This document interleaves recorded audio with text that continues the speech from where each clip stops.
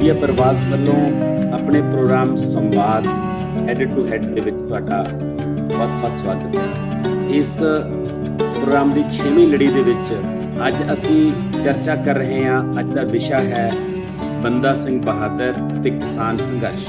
ਜਿਵੇਂ ਕਿ ਪੰਜਾਬ ਦਾ ਇਤਿਹਾਸ ਹੈ ਤੇ ਜਿਵੇਂ ਪੰਜਾਬ ਨੂੰ ਆਪਣੇ ਇਤਿਹਾਸ ਤੇ ਮਾਣ ਹੈ, ਇੱਕ ਵਾਰ ਫਿਰ ਪੰਜਾਬ ਸੰਘਰਸ਼ ਦੇ ਮੋਰਚੇ ਦੇ ਵਿੱਚ ਹੈ ਤੇ ਪੰਜਾਬ ਨੇ ਬਹੁਤ ਵੱਡੇ ਸੰਘਰਸ਼ ਲੜੇ ਨੇ, ਜਿੱਤਾਂ ਪ੍ਰਾਪਤ ਕੀਤੀਆਂ ਨੇ, ਸ਼ਹਾਦਤਾਂ ਦਿੱਤੀਆਂ ਨੇ, ਪਰ ਕਦੇ ਪਿੱਛੇ ਨਹੀਂ ਮੁੜਿਆ। ਸੋ ਪੰਜਾਬੀਆਂ ਦੀ ਇਸ ਪਰੰਪਰਾ ਨੂੰ ਕਾਇਮ ਰੱਖਦੇ ਹੋਏ ਇਸ ਵੇਲੇ ਫੇਰ ਪੰਜਾਬ ਸੰਘਰਸ਼ ਦੇ ਪਿੜ ਵਿੱਚ ਹੈ। ਇੱਕ ਪਾਸੇ ਨੇ ਕਿਰਤ ਕਰਨ ਵਾਲੇ ਲੋਕ ਤੇ ਦੂਜੇ ਪਾਸੇ ਨੇ ਕਿਰਤ ਨੂੰ ਲੁੱਟਣ ਵਾਲੇ ਲੋਕ।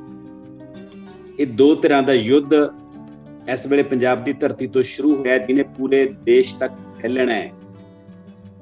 ਤੇ ਇਸ ਸੰਘਰਸ਼ ਦੇ ਬਹੁਤ ਸਾਰੇ ਸਰੋਕਾਰ ਨੇ, ਬਹੁਤ ਸਾਰੇ ਪਹਿਲੂ ਨੇ, ਪਰ ਅੱਜ ਜਿਸ ਪਹਿਲੂ ਤੇ ਆਪਾਂ ਚਰਚਾ ਕਰ ਰਹੇ ਹਾਂ ਉਹ ਪਹਿਲੂ ਹੈ ਕਿ ਸਾਡੇ ਉਹ ਨਾਇਕ ਜਿਨ੍ਹਾਂ ਨੇ ਇਤਿਹਾਸ ਦੇ ਵਿੱਚ ਮੀਲ ਪੱਥਰ ਕਾਇਮ ਕੀਤੇ, ਜਿਨ੍ਹਾਂ ਨੇ ਵੱਡੇ ਸੰਘਰਸ਼ ਕੀਤੇ, ਆਪਣੀਆਂ ਕੁਰਬਾਨੀਆਂ ਦਿੱਤੀਆਂ ਤੇ ਪੰਜਾਬ ਨੂੰ ਇੱਕ ਨਵੀਂ ਸੇਧ ਦਿੱਤੀ ਤੇ ਪੰਜਾਬ ਨੂੰ ਇੱਕ ਨਵੀਂ ਦਿਸ਼ਾ ਦਿੱਤੀ। ਉਹਨਾਂ ਨਾਇਕਾਂ ਦੀ ਫਹਿਰਿਸਤ ਦੇ ਵਿੱਚ ਬਹੁਤ ਵੱਡੇ ਨਾਇਕ ਨੇ। ਸਾਡੇ ਕੋਲੇ 10 ਗੁਰੂ ਸਾਹਿਬਾਨਾਂ ਦੀ ਪੂਰੀ ਪਰੰਪਰਾ ਹੈ ਤੇ ਉਸ ਪਰੰਪਰਾ ਦੇ ਅਗਲੇ ਵਾਰਸ ਨੇ ਜਿਹੜੇ ਉਸ ਪਰੰਪਰਾ ਦੇ ਵਿੱਚ ਜਿਹੜੇ ਇੱਕ ਸਿਰ ਕੱਢ ਨਾਂ ਨੇ, ਉਹ ਬੰਦਾ ਸਿੰਘ ਬਹਾਦਰ ਨੇ। ਬੰਦਾ ਸਿੰਘ ਬਹਾਦਰ ਦਾ ਕਿਸਾਨੀ ਦੇ ਨਾਲ ਕੀ ਸੰਬੰਧ ਹੈ? ਬੰਦਾ ਸਿੰਘ ਬਹਾਦਰ ਨੇ ਕਿਸਾਨੀ ਸੰਘਰਸ਼ ਦੇ ਵਿੱਚ ਜਾਂ ਉਸ ਦੌਰ ਦੀ ਕਿਸਾਨੀ ਨੂੰ ਕੀ ਨਵੀਂ ਦਿਸ਼ਾ ਦਿੱਤੀ ਤੇ ਬੰਦਾ ਸਿੰਘ ਬਹਾਦਰ ਅੱਜ ਦੇ ਸਮੇਂ ਦੇ ਵਿੱਚ ਕਿਵੇਂ ਪ੍ਰਾਸੰਗਿਕ ਹੈ? ਉਹਨਾਂ ਦੀ ਸੋਚ ਅੱਜ ਦੇ ਸਮੇਂ ਦੇ ਵਿੱਚ ਕਿਸ ਤਰ੍ਹਾਂ ਸਾਡੇ ਲਈ ਲੋੜੀਂਦੀ ਹੈ ਤੇ ਉਹ ਕਿਸ ਤਰ੍ਹਾਂ ਅੱਜ ਸਾਡੇ ਲਈ ਪ੍ਰੇਰਨਾ ਸਰੋਤ ਨੇ? ਇਹਨਾਂ ਸਾਰੀਆਂ ਗੱਲਾਂ ਤੇ ਚਰਚਾ ਕਰਨ ਲਈ ਅੱਜ ਸਾਡੇ ਨਾਲ ਨੇ ਮਾਸਟਰ ਤਰਲੋਚਨ ਸਿੰਘ ਸਮਰਾਲਾ ਤੇ ਸੁਖਵਿੰਦਰ ਪੱਪੀ ਜੀ। ਮਾਸਟਰ ਤਰਲੋਚਨ ਸਿੰਘ ਸਮਰਾਲਾ ਜੀ, ਤੁਹਾਡਾ ਬਹੁਤ ਸਵਾਗਤ ਕਰਦੇ ਹਾਂ ਅਸੀਂ। ਮਾਸਟਰ ਤਰਲੋਚਨ ਸਮਰਾਲਾ ਹੋਰੀ ਕਈ ਦਹਾਕਿਆਂ ਤੋਂ ਪੰਜਾਬ ਦੇ ਵੱਖ-ਵੱਖ ਸੰਘਰਸ਼ਾਂ ਦੇ ਵਿੱਚ ਕੰਮ ਕਰਦੇ ਰਹੇ ਨੇ। ਪੰਜਾਬ ਲੋਕ ਸੱਭਿਆਚਾਰਕ ਮੰਚ ਦੇ ਫਰੰਟ ਤੋਂ ਇਹਨਾਂ ਦਾ ਕੰਮ ਬਹੁਤ ਵੱਡਾ ਹੈ। ਤਰਕਸ਼ੀਲ ਲਹਿਰ ਦੇ ਫਰੰਟ ਤੋਂ ਇਹਨਾਂ ਦਾ ਕੰਮ ਬਹੁਤ ਵੱਡਾ ਹੈ। ਨਾਟਕ ਤੇ ਰੰਗਮੰਚ ਦੇ ਖੇਤਰ ਦੇ ਵਿੱਚ ਇਹਨਾਂ ਦਾ ਕੰਮ ਬਹੁਤ ਵੱਡਾ ਹੈ ਤੇ ਪਿਛਲੇ ਸਮੇਂ ਤੋਂ ਇਹ ਫਿਲਮਾਂ ਤੇ ਡਾਕੂਮੈਂਟਰੀਆਂ ਦੇ ਵਿੱਚ ਬਹੁਤ ਖੂਬਸੂਰਤ ਕੰਮ ਕਰ ਰਹੇ ਨੇ। ਸੋ ਪੰਜਾਬ ਦੇ ਸਾਰੇ ਮਸਲਿਆਂ ਦੇ ਨਾਲ ਲਗਾਤਾਰ ਵਾਬਸਤਾ ਰਹੇ ਨੇ। ਤੇ ਦੂਜੇ ਸਾਡੇ ਨਾਲ ਚਿੰਤਕ ਨੇ, ਉਹਨੇ ਸੁਖਵਿੰਦਰ ਪੱਪੀ ਜੀ। ਸੁਖਵਿੰਦਰ ਪੱਪੀ ਹੋਰਾਂ ਨੇ ਪੰਜਾਬ ਸਟੂਡੈਂਟ ਫਰੰਟ ਤੋਂ ਬਹੁਤ ਸਾਰਾ ਕੰਮ ਕੀਤਾ, ਬਹੁਤ ਲੰਮਾ ਸਮਾਂ ਵਿਦਿਆਰਥੀ ਯੂਨੀਅਨ ਦੇ ਵਿੱਚ ਮੋਹਰੀ ਆਗੂਆਂ ਦੇ ਵਿੱਚ ਕੰਮ ਕਰਦੇ ਰਹੇ ਤੇ ਅੱਜ ਕੱਲ੍ਹ ਸਰੋਕਾਰ ਦੇ ਸੰਪਾਦਕ ਨੇ ਤੇ ਇਸ ਵੇਲੇ ਵਰਤਮਾਨ ਪੰਜਾਬ ਦੇ ਚਿੰਤਕਾਂ ਦੇ ਵਿੱਚ ਇੱਕ ਵੱਡੀ ਥਾਂ ਰੱਖਦੇ ਨੇ। ਹਰ ਮਸਲੇ ਤੇ ਆਪਣੇ ਮੈਗਜ਼ੀਨ ਰਾਹੀਂ ਵੀ ਸੰਵਾਦ ਰਚਾਉਂਦੇ ਨੇ ਤੇ ਬਹੁਤ ਸਾਰੇ ਫਰੰਟਾਂ ਤੇ ਕੰਮ ਕਰਦੇ ਨੇ। ਪ੍ਰਵਾਸ ਨਾਂ ਦੀ ਇਹਨਾਂ ਦੀ ਸੰਸਥਾ ਜਿਹਦੇ ਰਾਹੀਂ ਲਗਾਤਾਰ ਇਹ ਪ੍ਰੋਗਰਾਮ ਕਰ ਰਹੇ ਨੇ। ਇਸ ਤੋਂ ਇਲਾਵਾ ਬਾਕੀ ਸਾਰੀਆਂ ਜਿਹੜੀਆਂ ਸਹਿਯੋਗੀ ਜਥੇਬੰਦੀਆਂ ਨੇ, ਚਾਹੇ ਉਹ ਪ੍ਰਗਤੀਸ਼ੀਲ ਲੇਖ ਸੰਘ ਹੈ ਤੇ ਚਾਹੇ ਹੋਰ ਪੰਜਾਬ ਦੀਆਂ ਜਥੇਬੰਦੀਆਂ ਨੇ, ਜਿਹੜੀਆਂ ਉਸਾਰੂ ਜਥੇਬੰਦੀਆਂ ਨੇ, ਪ੍ਰੋਗਰੈਸਿਵ ਜਥੇਬੰਦੀਆਂ ਨੇ, ਉਹਨਾਂ ਦੇ ਨਾਲ ਲਗਾਤਾਰ ਕੰਮ ਕਰ ਰਹੇ ਨੇ। ਸੁਖਵਿੰਦਰ ਪੱਪੀ ਜੀ, ਤੁਹਾਡਾ ਵੀ ਬਹੁਤ ਸਵਾਗਤ ਹੈ। ਬਹੁਤ ਸ਼ੁਕਰੀਆ ਜੀ ਡਾਕਟਰ ਸਾਹਿਬ, ਬਹੁਤ ਸ਼ੁਕਰੀਆ। Thank you sir. ਇਸ ਤੋਂ ਇਲਾਵਾ ਸੰਜੀਵਨ ਸਿੰਘ ਤੇ ਗੁਰਮੀਤ ਸਿੰਘ, ਅੰਮ੍ਰਿਤਪਾਲ ਸਿੰਘ ਤੇ ਹੋਰ ਬਹੁਤ ਸਾਰੇ ਦੋਸਤ ਸਾਡੇ ਨਾਲ ਜੁੜੇ ਨੇ। ਅਸੀਂ ਇਹਨਾਂ ਦਾ ਵੀ ਮੀਡੀਆ ਪ੍ਰਵਾਸ ਵੱਲੋਂ ਬਹੁਤ ਸਵਾਗਤ ਕਰਦੇ ਹਾਂ। ਦੋਸਤੋ, ਮੈਂ ਜਿਵੇਂ ਬੰਦਾ ਸਿੰਘ ਬਹਾਦਰ ਹੋਰਾਂ ਬਾਰੇ ਗੱਲਬਾਤ ਕੀਤੀ ਹੈ, ਉਹਨਾਂ ਦਾ ਜਿਹੜਾ ਇਤਿਹਾਸ, ਉਹਨਾਂ ਦਾ ਪਿਛੋਕੜ ਜਿਹੜਾ, ਉਹਦੇ ਬਾਰੇ ਆਪਾਂ ਬਹੁਤ ਸਾਰੀਆਂ ਗੱਲਾਂ ਕਰਾਂਗੇ ਨਾਲੋਂ ਨਾਲ। ਤੇ ਮੈਂ ਬਿਨਾਂ ਕਿਸੇ ਦੇਰੀ ਤੋਂ ਅੱਜ ਦੀ ਜਿਹੜੀ ਗੱਲਬਾਤ ਦਾ ਸਿਲਸਿਲਾ ਸ਼ੁਰੂ ਕਰਦਾ ਮਾਸਟਰ ਤਰਲੋਚਨ ਜੀ ਤੋਂ। ਮਾਸਟਰ ਤਰਲੋਚਨ ਸਮਰਾਲਾ ਜੀ, ਆਪਾਂ ਗੱਲ ਇੱਥੋਂ ਸ਼ੁਰੂ ਕਰਦੇ ਹਾਂ ਕਿ ਪੰਜਾਬ ਨੂੰ ਇਹ ਕਿਹਾ ਜਾਂਦਾ ਹੈ ਕਿ ਪੰਜਾਬ ਦੇ ਜੰਮਿਆਂ ਨੂੰ ਨਿਤ ਮਹਿਮਾ। ਤੇ ਜਦੋਂ ਪੰਜਾਬੀਆਂ ਨੇ ਸੰਘਰਸ਼ ਕੀਤਾ ਤਾਂ ਪੰਜਾਬ ਆਪਣੇ ਨਾਇਕਾਂ ਦੇ ਵੱਲ ਬਾਰ-ਬਾਰ ਪਰਤਿਆ। ਇਤਿਹਾਸ ਦੇ ਵਿੱਚ ਜਿੰਨੀਆਂ ਵੀ ਲਹਿਰਾਂ ਹੋਈਆਂ ਨੇ, ਜਿੰਨੇ ਵੀ ਨਾਇਕ ਹੋਏ ਨੇ, ਉਹ ਸਾਡੇ ਸੰਘਰਸ਼ਾਂ ਦੇ ਵਿੱਚ ਸਾਡੇ ਪ੍ਰੇਰਨਾ ਸਰੋਤ ਰਹੇ ਨੇ। ਇੱਕ ਵਾਰ ਫਿਰ ਪੰਜਾਬ ਸੰਘਰਸ਼ਾਂ ਦੇ ਪਿੜ ਦੇ ਵਿੱਚ ਹੈ। ਤੁਹਾਨੂੰ ਕੀ ਲੱਗਦਾ ਹੈ ਕਿ ਅੱਜ ਦੇ ਦੌਰ ਦੇ ਵਿੱਚ ਅੱਜ ਦੇ ਸੰਘਰਸ਼ ਨੂੰ ਕਿਹੜੇ ਨਾਇਕ ਨੇ ਜਿਹੜੇ ਸਾਨੂੰ ਪ੍ਰੇਰਿਤ ਕਰ ਰਹੇ ਨੇ? ਆਪਾਂ ਉਹਨਾਂ ਸਾਰੇ ਨਾਇਕਾਂ ਨੂੰ 5 ਮਿੰਟਾਂ ਦੇ ਵਿੱਚ ਯਾਦ ਕਰੀਏ। ਉਹ ਕਿਹੜੇ ਨਾਇਕ ਨੇ ਜਿਨ੍ਹਾਂ ਨੂੰ ਅਸੀਂ ਅੱਜ ਯਾਦ ਕਰ ਰਹੇ ਹਾਂ? ਕੁਲਦੀਪ ਜੀ, ਦੇਖੋ, ਜਦੋਂ ਕੋਈ ਧਰਤੀ, ਕੋਈ ਕੌਮ, ਕੋਈ ਤਬਕਾ ਲੜਾਈ ਲੜਦਾ ਹੈ, ਜੀ ਤਾਂ ਨੇਚਰਲੀ ਉਹਨੂੰ ਕੋਈ ਨਾ ਕੋਈ ਕਿਤੋਂ ਨਾ ਕਿਤੋਂ ਇੰਸਪੀਰੇਸ਼ਨ, ਕਿਤੋਂ ਨਾ ਕਿਤੋਂ ਪ੍ਰੇਰਨਾ ਮਿਲਦੀ ਹੈ। ਜੀ ਇਹ ਇਕੱਲਾ ਪੰਜਾਬ ਦਾ ਨਹੀਂ, ਮੈਂ ਸੋਚਦਾ ਕਿ ਪੰਜਾਬ ਤੋਂ ਬਾਹਰ ਜਿੱਥੇ ਵੀ ਕਿਤੇ ਲੋਕ ਲੜਦੇ ਨੇ, ਉਹ ਆਪਣੇ ਸਥਾਨਕ ਨਾਇਕਾਂ ਨੂੰ ਜ਼ਰੂਰ ਸਤਿਕਾਰ ਦਿੰਦੇ ਨੇ। ਬਿਲਕੁਲ। ਮਸਲਨ ਆਪਣੀ ਧਰਤੀ ਦੇ ਨਾਇਕਾਂ ਦੇ ਵਿੱਚ ਹੀ ਮੈਂ ਜੇ ਪਿੱਛੇ ਨੂੰ ਮੁੜਦੇ ਹਾਂ ਆਪਾਂ, ਬਾਬਾ ਬੰਦਾ ਸਿੰਘ ਬਹਾਦਰ ਤੋਂ ਅਲੱਗ ਵੀ ਜੇ ਦੇਖੀ, ਮੈਨੂੰ ਲੱਗਦਾ ਹੈ ਕਿ ਜੇ ਅਸੀਂ ਇੱਧਰ ਨੂੰ ਚਲੇ ਜਾਂਦੇ ਹਾਂ ਝਾਰਖੰਡ ਵਾਲੇ ਪਾਸੇ ਨੂੰ, ਤਾਂ ਬਿਰਸਾ ਮੁੰਡਾ ਜਿਹੜਾ ਕਿਸਾਨੀ ਲਹਿਰ ਦਾ ਵੱਡਾ ਭਗਵਾਨ ਦਾ ਦਰਜਾ ਹਾਸਲ ਕਰੀ, ਵੱਡਾ ਨਾਇਕ। ਬਿਲਕੁਲ। ਬਿਰਸਾ ਮੁੰਡਾ ਦੀ ਜਦੋਂ ਅਸੀਂ ਕਹਾਣੀ ਕਹਿੰਦੇ ਹਾਂ, ਫਿਰ ਅਸੀਂ ਪਿਛਲੇ ਸਮੇਂ ਦੇ ਵਿੱਚ ਨਾਟਕ ਦੇਖਦੇ ਰਹੇ ਹਾਂ ਗੁਰਸ਼ਰਨ ਸਿੰਘ ਹੋਰਾਂ ਦਾ ਧਮਕ ਨਗਾਰੀ। ਉਹ ਦੁੱਲਾ ਭੱਟੀ ਦੀ ਨਾਇਕਤਵ ਨੂੰ ਕਿਸਾਨੀ ਸੰਘਰਸ਼ ਦੇ ਸੰਦਰਭ ਦੇ ਵਿੱਚ ਦੇਖਦਾ ਹੈ ਜੀ। ਤੇ ਕੱਲਾ ਗੁਰਸ਼ਰਨ ਸਿੰਘ ਨਹੀਂ, ਉਹ ਬੇਸਿਕਲੀ ਉੱਥੋਂ ਦਾ ਨਾਟਕ ਹੈ ਪਾਕਿਸਤਾਨ ਦਾ ਇੱਕ, ਜਿਹੜਾ ਉੱਥੋਂ ਲਿਖਿਆ ਸੀ ਕੁਕਨਸ, ਉਹਨੂੰ ਜਾਂ ਤਖਤ ਲਾਹੌਰ, ਬਿਲਕੁਲ ਬਿਲਕੁਲ, ਮੁਸੱਲੀ। ਉਹਨਾਂ ਨਾਟਕ, ਇਹਦਾ ਮਤਲਬ ਹੈ ਕਿ ਪਾਕਿਸਤਾਨ ਦੇ ਲੋਕ ਵੀ ਇਤਿਹਾਸ ਨੂੰ ਬਾਰ-ਬਾਰ ਦੁਹਰਾਉਣ ਦਾ ਅਰਥ ਤਾਂ ਇਹੀ ਹੁੰਦਾ ਨਾ ਕਿ ਕੰਟੈਂਪਰੇਰੀ ਈਰਾ ਦੇ ਵਿੱਚ ਉਹ ਕਰੈਕਟਰ, ਉਹ ਨਾਇਕ, ਉਹ ਲਹਿਰ, ਉਹ ਵਿਚਾਰ ਜਿਹੜੇ ਨੇ, ਕੀ ਉਹ ਰੈਲੀਵੈਂਟ ਨਹੀਂ? ਜੇ ਉਹ ਨਾਟਕ ਲਿਖੇ ਗਏ ਨੇ, ਨਾਟਕ ਖੇਡੇ ਗਏ ਨੇ, ਦੁੱਲਾ ਭੱਟੀ ਅੱਜ ਵੀ ਤਾਂ ਯਾਦ ਕੀਤਾ ਜਾਂਦਾ, ਲੋਹੜੀ ਦੇ ਦਿਨਾਂ ਦੇ ਵਿੱਚ, ਅਗਲੇ ਦਿਨਾਂ ਚ ਆਉਣਾ ਹੈ। ਦੁੱਲਾ ਭੱਟੀ ਵਾਲਾ ਹੋ ਅੱਜ ਤੱਕ ਜਿਉਂਦਾ ਹੈ। ਜੇ ਇਦੋਂ ਬਾਅਦ ਅਸੀਂ ਸਾਡੀ ਧਰਤੀ ਤੇ ਫਿਰ ਆ ਜਾਂਦੇ ਇੱਧਰਲੇ ਪਾਸੇ, ਤਾਂ ਸ਼ਹੀਦ ਭਗਤ ਸਿੰਘ ਵੀ ਤਾਂ ਇਹ ਕਹਿੰਦਾ ਕਿ ਅੰਗਰੇਜ਼ਾਂ ਨੂੰ ਕੱਢਣਾ ਹੀ ਸਾਡਾ ਕੰਮ ਨਹੀਂ ਹੈ, ਅਸੀਂ ਕਿਸਾਨੀ ਦੇ ਗਲੇ ਦੇ ਵਿੱਚੋਂ ਜਿਹੜੀ ਜ਼ਗੀਰਦਾਰੀ ਹੈ ਉਹਦਾ ਜੂੜਾ ਵੀ ਲਾਉਣਾ। ਬਿਲਕੁਲ। ਇਸ ਸੰਦਰਭ ਦੇ ਵਿੱਚ ਉਹ ਵੀ ਰੈਲੀਵੈਂਟ ਹੈ ਹਰ ਵਕਤ। ਬਹੁਤ ਸਾਰੇ ਮਾਮਲਿਆਂ ਤੇ ਸ਼ਹੀਦ ਭਗਤ ਸਿੰਘ ਨੂੰ ਅਸੀਂ ਚੇਤੇ ਕਰਦੇ ਹਾਂ। ਇਵੇਂ ਮੈਂ ਇਹ ਸੋਚਦਾ ਹੈ ਕਿ ਸ਼ਹੀਦ ਭਗਤ ਸਿੰਘ ਹੋ ਗਿਆ, ਜੇ ਤੁਸੀਂ ਚਲੋ ਵੈਸੇ ਹੀ ਦੇਖਣਾ ਹੋਵੇ, ਸਾਡੀ ਧਰਤੀ ਤਾਂ ਛੋਟੀ ਜਿਹੀ ਆ, ਆਪਣੇ ਚਾਈਨਾ ਵੀ ਸਾਡਾ ਗੁਆਂਢੀ ਹੈ। ਜਦੋਂ ਕਿਸਾਨੀ ਦਾ ਇਸ਼ੂ ਆਉਂਦਾ ਹੈ ਤਾਂ ਲੋਕ ਕਾਮਰੇਡ ਮਾਓ ਜੇ ਤੁੰਗ ਦੀਆਂ ਉਹਨਾਂ ਚੀਜ਼ਾਂ ਨੂੰ ਵੀ ਦੇਖਦੇ ਨੇ ਕਿ ਇਹਨੇ ਕਿਵੇਂ ਲੜਿਆ ਜੀ। ਇਹ ਇੱਕ ਵਰਲਡ ਦੇ ਵਿੱਚ ਆਪਣੇ ਸੰਘਰਸ਼ਾਂ ਦੇ ਦਿਨਾਂ ਦੇ ਵਿੱਚ ਆਪਣੀਆਂ ਲੜਾਈਆਂ ਨੂੰ ਸਮਝਣ ਦੇ ਲਈ, ਅੱਗੇ ਵਧਾਉਣ ਦੇ ਲਈ ਪੁਰਾਣੇ ਨਾਇਕਾਂ ਨੂੰ ਯਾਦ ਕਰਨਾ, ਉਹਨਾਂ ਤੋਂ ਸਿੱਖਿਆ ਲੈਣੀ, ਉਹਨਾਂ ਤੋਂ ਇੱਕ ਤਰ੍ਹਾਂ ਦੇ ਨਾਲ ਲੜਨ ਦਾ ਜਜ਼ਬਾ ਲੈਣਾ, ਇਹ ਰਵਾਇਤ ਹੈ। ਇਸ ਰਵਾਇਤ ਦੇ ਵਿੱਚ ਮੈਂ ਬੰਦਾ ਸਿੰਘ ਬਹਾਦਰ ਨੂੰ ਕਿਸਾਨੀ ਕੋਡ ਦੇ ਸੰਦਰਭ ਦੇ ਵਿੱਚ ਤਾਂ ਬਹੁਤ ਉੱਚਾ ਖੜਾ ਦੇਖਦਾ ਹੈ। ਜੇ ਇਵੇਂ ਦੇਖਿਆ ਜਾਵੇ, ਬੰਦਾ ਸਿੰਘ ਬਹਾਦਰ ਜਿਹੜਾ ਹੈ ਉਹ ਨਿਰੀ ਬਗਾਵਤ ਦਾ ਚਿੰਨ੍ਹ ਨਹੀਂ ਹੈ, ਉਹ ਚਿੰਤਨ ਦਾ ਚਿੰਨ੍ਹ ਵੀ ਹੈ।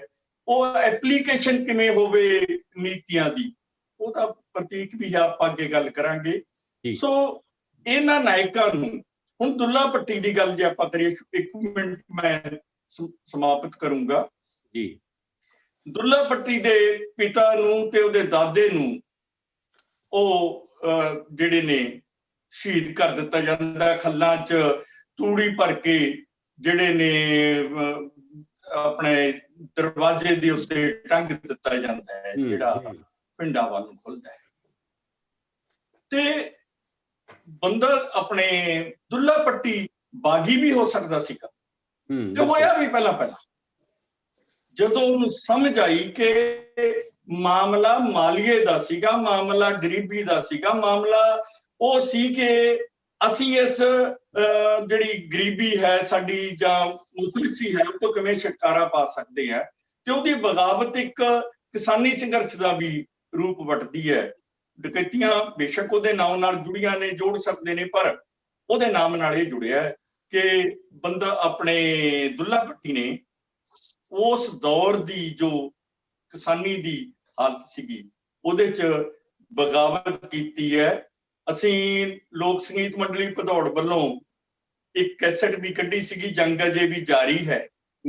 ਜੇ ਜੰਗ ਜਾਰੀ ਹੈ ਤਾਂ ਇਹਦਾ ਮਤਲਬ ਹੈਗਾ ਕਿ ਦੁੱਲਾ ਭੱਟੀ ਦੀ ਕੁਰਬਾਨੀ ਵੀ, ਬਾਬਾ ਬੰਦਾ ਸਿੰਘ ਬਹਾਦਰ ਇੱਕ ਹੋਰ ਸੰਦਰਭ ਦੇ ਵਿੱਚ ਵੱਡਾ ਹੈ।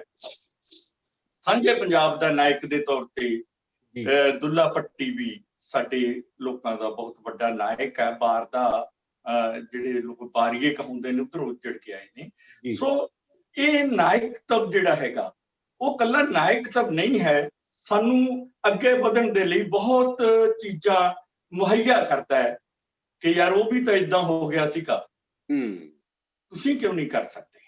ਬਹੁਤ ਵਧੀਆ। ਉਹ ਵੀ ਤਾਂ ਇਦਾਂ ਕਰ ਗਿਆ ਸੀ ਜੀ, ਆਪਾਂ ਕਿਉਂ ਨਹੀਂ ਕਰ ਸਕਦੇ? ਬਿਲਕੁਲ। ਸੋ ਮੌਜੂਦਾ ਕਿਸਾਨ ਘੋੜ ਦੇ ਸੰਦਰਭ ਦੇ ਵਿੱਚ ਵੀ ਜੇ ਸਪੈਸੀਫਿਕਲੀ ਦੇਖਣਾ ਹੋਵੇ ਤਾਂ ਦੇਸ਼ ਦੇ ਲੈਵਲ ਤੇ, ਪੰਜਾਬ ਦੇ ਲੈਵਲ ਤੇ, ਸਾਂਝੇ ਪੰਜਾਬ ਦੇ ਲੈਵਲ ਤੇ ਜਾਂ ਦੁਨੀਆ ਦੇ ਲੈਵਲ ਤੇ ਅਸੀਂ ਆਪਣੇ ਉਹਨਾਂ ਪੂਰਵਜਾਂ ਦਾ ਬਹੁਤ ਸਨਮਾਨ ਕਰਦੇ ਹਾਂ, ਬਹੁਤ ਸਤਿਕਾਰ ਦਿੰਦੇ ਹਾਂ, ਉਹਨਾਂ ਤੋਂ ਸਿੱਖਿਆ ਹਾਸਲ ਕਰਦੇ ਹਾਂ ਕਿ ਅਸੀਂ ਉਹਨਾਂ ਦੇ ਰਾਹ ਤੇ ਅੱਗੇ ਵਧ ਰਹੇ ਹਾਂ ਤੇ ਪੰਜਾਬ ਦੀ ਜਿਹੜੀ ਕਿਸਾਨੀ ਦਾ ਘੋਲ ਹੈ ਉਹ ਉਹਨਾਂ ਮਹਾਨ ਲੋਕਾਂ ਦੀ ਜਿਹੜੀ ਦਰਸਾਈ ਹੋਈ ਲੀਹ ਹੈਗੀ ਆ ਉਹਦੇ ਤੇ ਅੱਗੇ ਵਧ ਰਿਹਾ ਹੈ ਜੀ। ਅਸੀਂ ਪਿੱਛੇ ਨੂੰ ਝਾਕਦੇ ਹਾਂ ਅੱਗੇ ਵਧਣ ਲਈ। ਜੀ, ਸੁਖਵਿੰਦਰ ਪੱਪੀ ਜੀ, ਜਿਵੇਂ ਤਰਲੋਚਨ ਹੋਰਾਂ ਨੇ ਸਾਡੇ ਨਾਇਕਾਂ ਦੀ ਗੱਲ ਕੀਤੀ, ਆਪਾਂ ਥੋੜਾ ਜਿਹਾ ਪਿੱਛੇ ਨੂੰ ਹੋਰ ਚਲੇ ਜਾਈਏ ਤਾਂ ਸਾਡੇ ਕੋਲੇ ਸਿੱਖ ਗੁਰੂ ਸਾਹਿਬਾਨਾਂ ਦੀ ਇੱਕ ਬਹੁਤ ਸ਼ਾਨਾਮਤੀ ਪਰੰਪਰਾ ਹੈ। ਗੁਰੂ ਨਾਨਕ ਦੇਵ ਤੋਂ ਲੈ ਕੇ ਗੁਰੂ ਗੋਬਿੰਦ ਸਿੰਘ ਤੱਕ ਜਿਹੜਾ ਸਾਰਾ ਸਿੱਖ ਮਤ ਸੀ, ਉਹਨਾਂ ਨੇ ਇਕੱਲੇ ਅਧਿਆਤਮਿਕਤਾ ਦਾ ਪ੍ਰਚਾਰ ਨਹੀਂ ਕੀਤਾ, ਉਹਨਾਂ ਨੇ ਸਮਾਜਿਕ ਨਾ ਬਰਾਬਰੀ ਤੇ ਸੱਤਾ ਦੇ ਜ਼ੁਲਮ ਦੇ ਖਿਲਾਫ ਆਵਾਜ਼ ਬੁਲੰਦ ਕੀਤੀ। ਤੇ ਜੇ ਮੈਂ ਕਿਸਾਨੀ ਸੰਘਰਸ਼ ਦੇ ਐਂਗਲ ਤੋਂ ਦੇਖਾਂ ਤਾਂ ਸਾਡੇ ਕੋਲੇ ਭਾਈ ਲਾਲੋ ਤੇ ਮਲਕ ਭਾਗੂ ਦਾ ਇੱਕ ਮਾਡਲ ਪਿਆ ਹੈ, ਜਿਹੜਾ ਮੈਨੂੰ ਲੱਗਦਾ ਹੈ ਕਿ ਮੁੱਢਲੇ ਦੌਰ ਦੇ ਸੰਘਰਸ਼ ਦਾ ਇੱਕ ਮਾਡਲ ਹੈ। ਤੁਸੀਂ ਉਸ ਮਾਡਲ ਬਾਰੇ ਕੀ ਕਹੋਗੇ ਕਿ ਉਹ ਮਾਡਲ ਕਿਵੇਂ ਅੱਜ ਤੱਕ ਕੰਟੀਨਿਊ ਕਰ ਰਿਹਾ ਹੈ? ਡਾਕਟਰ ਸਾਹਿਬ, ਇਹ ਗੱਲ ਹੈਗੀ ਕਿ ਜਦੋਂ ਸਾਡੀ ਸਾਰੀ ਇਹ ਜਿਹੜੀ ਸਿੱਖ ਲਹਿਰ ਸੀਨ ਦੇ ਉੱਤੇ ਆਉਂਦੀ ਹੈ, ਜਿਨ੍ਹਾਂ ਦੀ ਤੁਸੀਂ ਗੱਲ ਕੀਤੀ ਹੈ ਗੁਰੂ ਨਾਨਕ ਸਾਹਿਬ ਤੋਂ ਬਾਅਦ, ਜੀ, ਸਾਰੀ ਸਿੱਖ ਲਹਿਰ ਜਿਹੜੀ ਹੈਗੀ ਉਹ ਇੱਕ ਭਗਤੀ ਲਹਿਰ ਦਾ ਹਿੱਸਾ ਹੈ। ਭਗਤੀ ਲਹਿਰ ਹੈਗੀ ਜਿਹੜੀ ਸਾਰੇ ਇੰਡੀਆ ਦੇ ਵਿੱਚ ਫੈਲੀ ਹੋਈ ਹੈ, ਦੱਖਣ ਤੋਂ ਲੈ ਕੇ ਨਾਰਥ ਇੰਡੀਆ ਤੱਕ ਉਹਦਾ ਦਾਇਰਾ ਹੈ। ਉਹਦੇ ਵਿੱਚ ਬਹੁਤ ਸਾਰੇ ਸੰਤ, ਭਗਤ, ਪੀਰ, ਫਕੀਰ, ਬਹੁਤ ਸਾਰੇ ਲੋਕ ਸ਼ਾਮਲ ਨੇ ਜੀ। ਸਮਾਜ ਦੇ ਵਿੱਚ ਬਹੁਤ ਸਾਰਾ ਇਸ ਤਰ੍ਹਾਂ ਦੀਆਂ ਚੀਜ਼ਾਂ ਫੈਲੀਆਂ ਹੋਈਆਂ ਸੀ। ਉਹਨੂੰ ਸੁਧਾਰਾਂ ਦੇ ਲੈਵਲ ਦੀ ਲਹਿਰ ਹੈਗੀ, ਲੇਕਿਨ ਉਹਦੇ ਵਿੱਚ ਸਿੱਖ ਲਹਿਰ ਜਿਹੜੀ ਹੈ ਉਹ ਇੱਕ ਐਸੀ ਲਹਿਰ ਹੈ ਜਿਹੜੀ ਉਸ ਸੁਧਾਰਵਾਦ ਤੱਕ ਨਹੀਂ ਖੜਦੀ, ਜਿਹੜੀ ਉਹ ਆਪਣੀ ਗੱਲ ਹੈਗੀ ਸਿਰਫ ਸੁਧਾਰਾਂ ਤੱਕ ਸੀਮਿਤ ਨਹੀਂ ਰੱਖਦੀ ਹੈ। ਉਹਦੀ ਚਰਮ ਸੀਮਾ ਜਿਹੜੀ ਹੈਗੀ ਉਹ ਸੱਤਾ ਤੇ ਜਾ ਕੇ ਖਤਮ ਹੁੰਦੀ ਹੈ। ਤੁਸੀਂ ਦੇਖੋ ਜਿਹੜੀ ਸਿੱਖ ਲਹਿਰ ਸੁਧਾਰਾਂ ਦੇ ਉੱਤੇ ਸ਼ੁਰੂ ਹੋ ਕੇ 1709 ਦੇ ਵਿੱਚ ਜਦੋਂ ਬੰਦਾ ਸਿੰਘ ਬਹਾਦਰ ਸਰਹੰਦ ਦੇ ਉੱਤੇ ਆ ਕੇ ਕਬਜ਼ਾ ਕਰਕੇ ਰਾਜ ਸਥਾਪਿਤ ਕਰ ਲੈਂਦੇ ਨੇ, ਪਹਿਲਾ ਸਿੱਖ ਰਾਜ ਹੈਗਾ ਜਿਹੜਾ ਕਿ ਮੁਗਲ ਸਾਮਰਾਜ ਨੂੰ ਬਹੁਤ ਵੱਡਾ ਚੈਲੰਜ ਹੈ ਦੁਨੀਆ ਦੇ ਵਿੱਚ। ਸਾਮਰਾਜ ਉਸ ਵੇਲੇ ਦੀ ਕੋਈ ਛੋਟੀ ਮੋਟੀ ਸ਼ਕਤੀ ਨਹੀਂ ਹੈ। ਮੁਗਲ ਸਾਮਰਾਜ ਮਤਲਬ ਇੱਕ ਪੂਰੀ ਦੀ ਪੂਰੀ ਏਸ਼ੀਆ ਦੀ ਬਹੁਤ ਵੱਡੀ ਸ਼ਕਤੀ ਹੈ। ਹਿੰਦੁਸਤਾਨ ਦੀ ਸ਼ਕਤੀ ਤਾਂ ਉਹ ਹੈ ਹੀ ਹੈ, ਔਰ ਮੁਗਲ ਸਾਮਰਾਜ ਦੇ ਲਈ ਵੀ ਇਹ ਇੱਕ ਬਹੁਤ ਵੱਡੀ ਬੰਗਾਰ ਹੈ, ਬਹੁਤ ਵੱਡੀ ਸੱਟ ਹੈ ਕਿ ਉਹਦੇ ਪੈਰਲਰ ਇੱਕ ਜਿਹੜੀ ਹੈਗੀ ਸੱਤਾ ਖੜੀ ਹੋ ਗਈ। ਦੂਸਰੀ ਇਸ ਲਹਿਰ ਦੀ ਇੱਕ ਬਹੁਤ ਵੱਡੀ ਪ੍ਰਾਪਤੀ ਇਹ ਸੀ ਕਿ ਇਹ ਸੁਧਾਰਾਂ ਤੋਂ ਉੱਪਰ ਉੱਠ ਕੇ ਸੱਤਾ ਤੱਕ ਗਈ। ਇਹਨੇ ਆਪਣੇ ਆਪ, ਇਹਨੇ ਬਾਕੀ ਲਹਿਰਾਂ ਦੇ ਨਾਲੋਂ ਆਪਣੇ ਆਪ ਨੂੰ ਇਸ ਲੈਵਲ ਦੇ ਉੱਤੇ ਡਿਫਰੈਂਸ਼ੀਏਟ ਕੀਤਾ। ਇਹ ਇੱਕ ਬਹੁਤ ਵੱਡਾ ਹਿਸਟੋਰੀਕਲ ਪੁਆਇੰਟ ਆ ਜਿਹੜਾ ਸਾਨੂੰ ਧਿਆਨ ਰੱਖਣਾ ਚਾਹੀਦਾ ਹੈ। ਹੁਣ ਉਹਨੇ ਜਿਹੜੀ ਸੱਤਾ ਸਥਾਪਿਤ ਕੀਤੀ, ਉਸ ਸੱਤਾ ਦੀ ਬੁਨਿਆਦ ਕੀ ਹੈ? ਉਸ ਸੱਤਾ ਦੀ ਬੁਨਿਆਦ ਇਹ ਹੈਗੀ ਹੈ ਕਿ ਜਿਹੜੀ ਉਸ ਲੈਵਲ, ਉਸ ਵੇਲੇ ਇੱਕ ਜੰਗੀਰਦਾਰੀ ਦੇ ਪੱਧਰ ਦੇ ਉੱਤੇ ਵਿਚਰ ਰਿਹਾ ਸਮਾਜ ਹੈ, ਬੰਦਾ ਸਿੰਘ ਬਹਾਦਰ ਜਦੋਂ ਆਉਂਦੇ ਨੇ ਉਸ ਜੰਗੀਰਦਾਰੀ ਨੂੰ ਤੋੜਦੇ ਨੇ। ਉਸ ਵੱਡੀ ਜਿਹੜੀ ਪੂੰਜੀਪਤੀਆਂ ਦੇ ਮਤਲਬ ਜੰਗੀਰਦਾਰਾਂ ਦੇ ਨਾਲ ਜਿਹੜੇ ਮੁਗਲਾਂ ਦੇ ਨਾਲ ਜੁੜੀ ਹੋਈ ਬਹੁਤ ਵੱਡੀ ਉੱਪਰਲੀ ਕਲਾਸ ਹੈਗੀ, ਉਸ ਨੂੰ ਸੱਟ ਮਾਰਦੇ ਹੈ।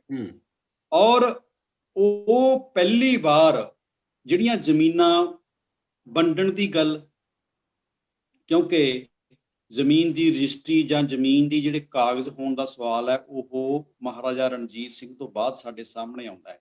ਉਸ ਤੋਂ ਪਹਿਲਾਂ ਅਸੀਂ ਇੱਕੋ ਹੀ ਸ਼ਬਦ ਸੁਣਦੇ ਹੈਗੇ ਆ, ਪਟਾ।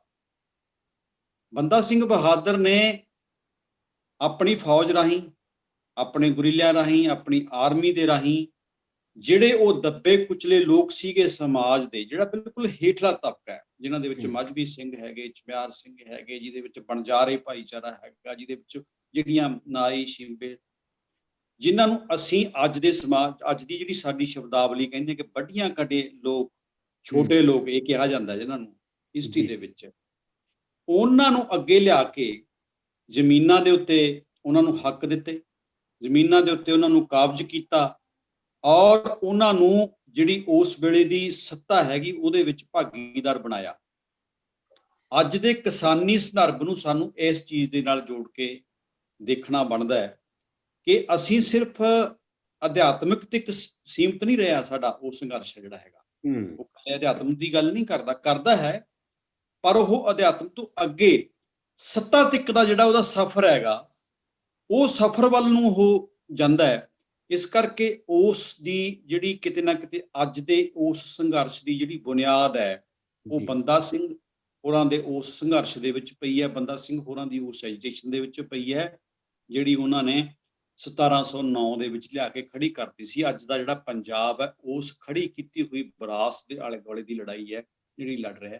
ਮੈਂ ਇਹਨੂੰ ਇਸ ਸੰਦਰਭ ਦੇ ਵਿੱਚ ਦੇਖਦਾ ਜੀ। ਮਾਸਟਰ ਤਰਲੋਚਨ ਸਿੰਘ ਜੀ, ਸੁਖਵਿੰਦਰ ਪੱਪੀ ਹੋਰਾਂ ਨੇ ਜਿਹੜੀ ਗੱਲਬਾਤ ਕੀਤੀ ਹੈ ਸਾਰੀ, ਮੈਂ ਥੋੜਾ ਜਿਹਾ ਹੋਰ ਪਿੱਛੇ ਵੱਲ ਲੈ ਕੇ ਜਾਣਾ ਚਾਹੁੰਦਾ ਸੀ। ਮੈਂ ਗੁਰੂ ਨਾਨਕ ਸਾਹਿਬ ਦੇ ਮਾਡਲ ਦੀ ਖਾਸ ਤੌਰ ਤੇ ਗੱਲ ਕਰਨਾ ਚਾਹੁੰਦਾ ਸੀ, ਜਿਹੜਾ ਮਲਕ ਭਾਗੋ ਤੇ ਭਾਈ ਲਾਲੋ ਦੇ ਪ੍ਰਸੰਗ ਦੇ ਵਿੱਚ ਬੰਦਾ ਬਹਾਦਰ ਰਾਹੀਂ ਹੁੰਦਾ ਹੋਇਆ ਅੱਜ ਤੱਕ ਪਹੁੰਚਦਾ ਹੈ। ਕਿਉਂਕਿ ਜਦੋਂ ਕੋਈ ਬੰਦਾ ਤੁਰਦਾ ਕਿਸੇ ਮਿਸ਼ਨ ਨੂੰ ਲੈ ਕੇ, ਤਾਂ ਉਹਦੇ ਪਿੱਛੇ ਇੱਕ ਫਿਲਾਸਫੀ ਹੁੰਦੀ ਹੈ। ਉਹ ਉਸ ਫਿਲਾਸਫੀ ਨੂੰ ਸਮਝਣਾ ਬਹੁਤ ਜ਼ਰੂਰੀ ਹੈ। ਜਿਹੜੀ ਸਿੱਖ ਲਹਿਰ ਦੀ ਫਿਲਾਸਫੀ ਸੀ, ਉਹ ਬੇਸਿਕਲੀ ਬੰਦਾ ਬਹਾਦਰ ਰਾਹੀਂ ਹੁੰਦੀ ਹੋਈ ਅੱਜ ਦੇ ਸੰਘਰਸ਼ ਤੱਕ ਪਹੁੰਚਦੀ ਹੈ। ਆਪਾਂ ਥੋੜਾ ਜਿਹਾ ਉਸ ਫਿਲਾਸਫੀ ਨੂੰ ਟੱਚ ਕਰਕੇ ਫਿਰ ਬੰਦਾ ਬਹਾਦਰ ਬਾਰੇ ਬਹੁਤ ਸਾਰੀਆਂ ਗੱਲਾਂ ਕਰਾਂਗੇ। ਮੈਂ ਚਾਹੁੰਦਾ ਕਿ ਤੁਸੀਂ ਥੋੜੀ ਜਿਹੀ ਉਸ ਤੇ ਗੱਲ ਕਰੋ, ਜਿਹੜਾ ਉਹ ਮਾਡਲ ਸੀ, ਕਿਉਂਕਿ ਬੇਸਿਕਲੀ ਕਿਰਤੀ ਤੇ ਕਿਰਤ ਦੇ ਸ਼ੋਸ਼ਣ ਦਾ ਮਾਡਲ ਜਿਹੜਾ ਉੱਥੇ ਪੈਸੇ ਜਿਹੜਾ ਗੁਰੂ ਨਾਨਕ ਸਾਹਿਬ ਨੇ ਆਪਣੀ ਚਿੰਤਨ ਦੇ ਵਿੱਚ ਲਿਆਂਦਾ ਤੇ ਆਪਣੀ ਪ੍ਰੈਕਟਿਸ ਦੇ ਵਿੱਚ ਲਿਆਂਦਾ।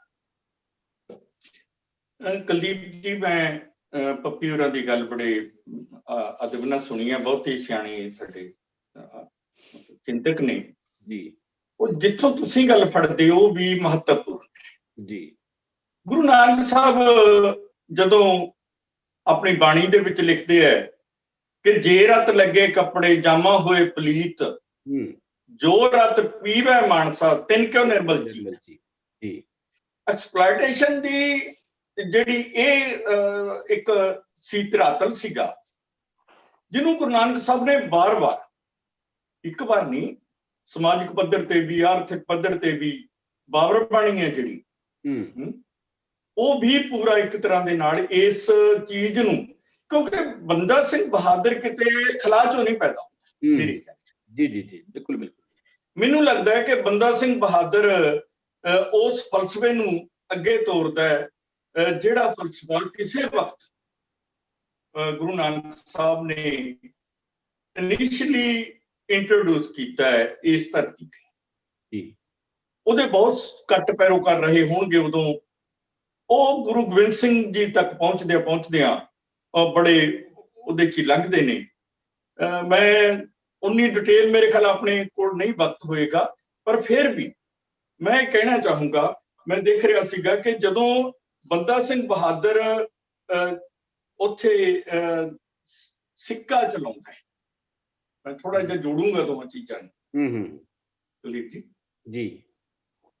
ਉਹ ਆਪਣੀ ਮੋਹਰ ਦੇ ਉੱਤੇ ਲਿਖਦਾ ਹੈ, ਸਿੱਕੇ ਦੇ ਉੱਤੇ ਲਿਖਦਾ, ਦੇਗੋ ਤੇਗੋ ਫਤਿਹੋ ਨੁਸਰਤ ਬੇਦਰੰਗ ਯਾਫਤ ਅਜ ਨਾਨਕ ਗੁਰੂ ਗੋਬਿੰਦ ਸਿੰਘ ਜੀ। ਕਿ ਦੇਗ ਦੇ ਅਮੁੱਕ ਲੰਗਰ ਤੇ ਤੇਗ ਨਾਲ ਦੁਸ਼ਮਣਾਂ ਉੱਪਰ ਫਤਿਹ ਗੁਰੂ ਨਾਨਕ ਤੇ ਗੁਰੂ ਗੋਬਿੰਦ ਸਿੰਘ ਦੀ ਮਿਹਰ ਨਾਲ ਹੀ ਪ੍ਰਾਪਤ ਹੋਈ ਹੈ। ਇਹਦਾ ਮਤਲਬ ਹੈ ਕਿ ਕਿਤੇ ਨਾ ਕਿਤੇ ਇਹ ਬੰਦਾ ਸਿੰਘ ਬਹਾਦਰ ਤੱਕ ਪਹੁੰਚਣ ਦੇ ਲਈ ਗੁਰੂ ਨਾਨਕ ਸਾਹਿਬ ਤੋਂ ਅਖਤਿਆਰ ਕੀਤਾ ਰਸਤਾ, ਜੋ ਗੁਰੂ ਗੋਬਿੰਦ ਸਿੰਘ ਜੀ ਰਾਹੀਂ ਇੰਸਪੀਰੇਸ਼ਨ ਦੇ ਤੌਰ ਤੇ ਬੰਦਾ ਸਿੰਘ ਬਹਾਦਰ ਤੱਕ ਪਹੁੰਚਦਾ ਹੈ, ਜਾਂ ਗੁਰੂ ਸਾਹਿਬਾਨ ਦੀ ਵੀ ਆ ਲੰਗਰ ਦੀ ਪ੍ਰਥਾ ਸੀ ਜਿਹੜੀ ਚਲਾਈ ਗਈ, ਜਾਂ ਬਗਾਵਤ ਦੀ ਜਿਹੜੀ ਪ੍ਰਥਾ ਆਉਂਦੀ ਹੈ, ਇਹ ਲੰਘਦਿਆਂ ਫਿਰ ਆ ਜਾਂਦੀ ਹੈ ਹਿੰਦ ਦੀ ਚਾਦਰ ਵਾਲਾ ਜਿਹੜਾ ਚੈਪਟਰ ਹੈ ਗੁਰੂ ਤੇਗ ਬਹਾਦਰ ਸਾਹਿਬ ਦਾ, ਕਿ ਹਰ ਇੱਕ ਬੰਦੇ ਨੂੰ ਆਪਣੇ ਤਰੀਕੇ ਨਾਲ ਜਿਉਣ ਦਿੱਤਾ ਜਾਵੇ। ਜਿਹੜਾ ਕਿ ਅੱਜ ਜਦੋਂ ਤੁਸੀਂ ਵਿਰੋਧ ਕਰਦੇ ਹੋ ਫੰਡਾਮੈਂਟਲਿਜ਼ਮ ਦਾ ਜੀ, ਤਦ ਉਹ ਗੁਰੂ ਤੇਗ ਬਹਾਦਰ ਸਾਹਿਬ ਦੀ ਜਿਹੜੀ ਇਹ ਸ਼ਹਾਦਤ ਹੈ ਉਹ ਇਸ ਗੱਲ ਦੇ ਉੱਤੇ ਕੁਐਸਚਨ ਹੈ ਕਿ ਇਸ ਤਰ੍ਹਾਂ ਜਿਹੜਾ ਹੈਗਾ ਜਿਉਣ ਨਾ ਦੇਣ ਦਾ ਜਿਹੜਾ ਸਿਲਸਿਲਾ ਹੈ ਇਹ ਕੋਈ ਮਤਲਬ ਬਹੁਤ ਠੀਕ ਨਹੀਂ ਹੈ। ਸਾਨੂੰ ਇਹਦਾ ਵਿਰੋਧ ਕਰਨਾ ਚਾਹੀਦਾ, ਚਾਹੇ ਉਹਦੇ ਵੀ ਕੁਰਬਾਨੀ ਦੇਣੀ ਪਵੇ। ਜਿਹੜੇ ਗੁਰੂ ਗੋਬਿੰਦ ਸਿੰਘ ਨੇ ਉਹਨਾਂ ਤੋਂ ਉਹ ਵਿਚਾਰ ਵੀ ਲੈਂਦਾ ਜਦੋਂ ਖਾਲਸੇ ਦੀ ਸਾਜਣਾ ਹੁੰਦੀ ਹੈ, ਜਾਂ ਬਹੁਤ ਕੁਝ ਗੁਰੂ ਸਾਹਿਬ ਨੇ ਆਪਣੀ ਲਾਈਫ ਦੇ ਵਿੱਚ ਪ੍ਰੈਕਟੀਕਲੀ ਵੀ ਸਿਧਾਂਤ ਦੇ ਰੂਪ ਦੇ ਵਿੱਚ ਵੀ ਇਹ ਸਾਰਾ ਕਰਦਿਆਂ ਬੰਦਾ ਸਿੰਘ ਬਹਾਦਰ ਜਿਹੜਾ ਹੈਗਾ, ਮੈਂ ਉਹਨੂੰ ਗੁਰੂ ਸਾਹਿਬਾਨ ਦੀ ਜਿਹੜੀ ਥਾਟ ਦੀ ਕੰਟੀਨਿਊਟੀ ਚ ਦੇਖਦਾ। ਮੈਨੂੰ ਲੱਗਦਾ ਕਿ ਉਹ ਜਿਹੜੀ ਥਾਟ ਚਲਦੀ ਆ ਰਹੀ ਸੀਗੀ, ਇਹ ਗੁਰੂ ਨਹੀਂ ਸੀਗੇ ਪਰ ਇਹਨਾਂ ਨੇ ਉਹਨਾਂ ਦੇ ਇਲਚੀ ਵਾਂਗੂ ਕੰਮ ਕੀਤਾ। ਤੇ ਮੈਨੂੰ ਲੱਗਦਾ ਕਿ ਗੁਰੂ ਨਾਨਕ ਸਾਹਿਬ ਦਾ ਜਿਹੜਾ ਮੁੱਢਲਾ ਫਲਸਫਾ ਸੀਗਾ ਕਿ ਲੁੱਟ ਨਹੀਂ ਹੋਣੀ ਚਾਹੀਦੀ, ਜ਼ੁਲਮ ਨਹੀਂ ਹੋਣਾ ਚਾਹੀਦਾ, ਇਹਦਾ ਵਿਰੋਧ ਕਰਨਾ ਚਾਹੀਦਾ, ਉਹਨੂੰ ਮੈਨੂੰ ਤਾਂ ਲੱਗਦਾ ਕਿ ਅੱਗੇ ਤੋਰਿਆ। ਬਿਲਕੁਲ ਬਿਲਕੁਲ ਬਿਲਕੁਲ, ਸ਼ਾਇਦ ਮੈਂ ਇਵੇਂ ਹੀ ਸੋਚਦਾ ਜੀ। ਸੁਖਵਿੰਦਰ ਪੱਪੀ ਜੀ, ਤੁਸੀਂ ਮੇਰੇ ਖਿਆਲ 'ਚ ਗੱਲ ਮਹਿਸੂਸ ਕਰਦੇ ਹੋਵੋਗੇ ਕਿ ਬੰਦਾ ਸਿੰਘ ਬਹਾਦਰ ਜਿੱਡੇ ਵੱਡੇ ਨਾਇਕ ਸੀ, ਅਸੀਂ ਉਹਨਾਂ ਦੇ ਫਲਸਫੇ ਨੂੰ ਉਵੇਂ ਕੰਟੀਨਿਊ ਨਹੀਂ ਕਰ ਸਕੇ ਹੈਗੇ, ਜਾਂ ਉਹਨਾਂ ਬਾਰੇ ਉਵੇਂ ਖੋਜ ਨਹੀਂ ਹੋ ਸਕੀ, ਜਾਂ ਉਹਨਾਂ ਬਾਰੇ ਗੱਲਬਾਤ ਨਹੀਂ ਹੋ ਸਕੀ ਹੈਗੀ। ਤੁਸੀਂ ਪਿਛਲੇ ਸਮੇਂ ਦੇ ਵਿੱਚ ਉਹਨਾਂ ਬਾਰੇ ਕਾਫੀ ਕੁਝ ਪੜ੍ਹਿਆ ਹੈ। ਅਸੀਂ ਇਹਦੇ ਕਾਰਨ ਵੀ ਤੁਹਾਡੇ ਤੋਂ ਜਾਣਨਾ ਚਾਹੁੰਦੇ ਹਾਂ ਕਿ ਉਹ ਕੰਟੀਨਿਊ ਕਾਹਤੋਂ ਨਹੀਂ ਹੋ ਸਕਿਆ। ਅਸੀਂ ਐਡੇ ਵੱਡੇ ਨਾਇਕ ਨੂੰ ਹੁਣ ਤੱਕ ਆਪਣੇ ਵੱਡੇ ਨਾਇਕ ਦੇ ਤੌਰ ਤੇ ਸਥਾਪਿਤ ਕਿਉਂ ਨਹੀਂ ਕਰ ਸਕੇ, ਤੇ ਅੱਜ ਸਾਨੂੰ ਉਹਨਾਂ ਬਾਰੇ ਕੀ ਕੁਝ ਪ੍ਰਾਪਤ ਹੈ ਜਿਹਦੋਂ ਅਸੀਂ ਉਹਨਾਂ ਦੀ ਸ਼ਖਸੀਅਤ ਨੂੰ ਹੋਰ ਸਮਝ ਸਕਦੇ ਹਾਂ। ਡਾਕਟਰ ਸਾਹਿਬ ਨੇ ਮੈਂ ਅੱਜ ਹੀ ਇੱਕ ਪੋਸਟ ਪਾਈ ਸੀ ਫੇਸਬੁੱਕ ਦੇ ਉੱਤੇ ਐਸੇ ਸੰਦਰਭ ਦੇ ਵਿੱਚ ਜਿਹੜਾ ਤੁਸੀਂ ਅੱਜ ਕਿਹਾ ਹੈਗਾ ਕਿ ਜਿੱਡੇ ਵੱਡੇ ਨਾਇਕ ਸੀਗੇ ਬੰਦਾ ਸਿੰਘ ਬਹਾਦਰ, ਉਹਨਾਂ ਬਾਰੇ ਗੱਲ ਨਹੀਂ ਹੋਈ ਜੀ। ਮੈਂ ਨਾ ਸੋਚਦਾ ਹੁੰਦਾ ਪਿਛਲੇ 30-35 ਸਾਲਾਂ ਤੋਂ ਅਸੀਂ ਇੱਕ ਕਿਤਾਬ ਜਿਹੜੀ ਹੈ ਪੰਜਾਬ ਦੇ ਵਿੱਚ ਬਹੁਤ ਜ਼ਿਆਦਾ ਪ੍ਰਚਾਰ ਕੀਤਾ, ਅਸਲੀ ਇਨਸਾਨ ਦੀ ਕਹਾਣੀ ਬੋਰਸਪੋਲੋ ਹੋਈ।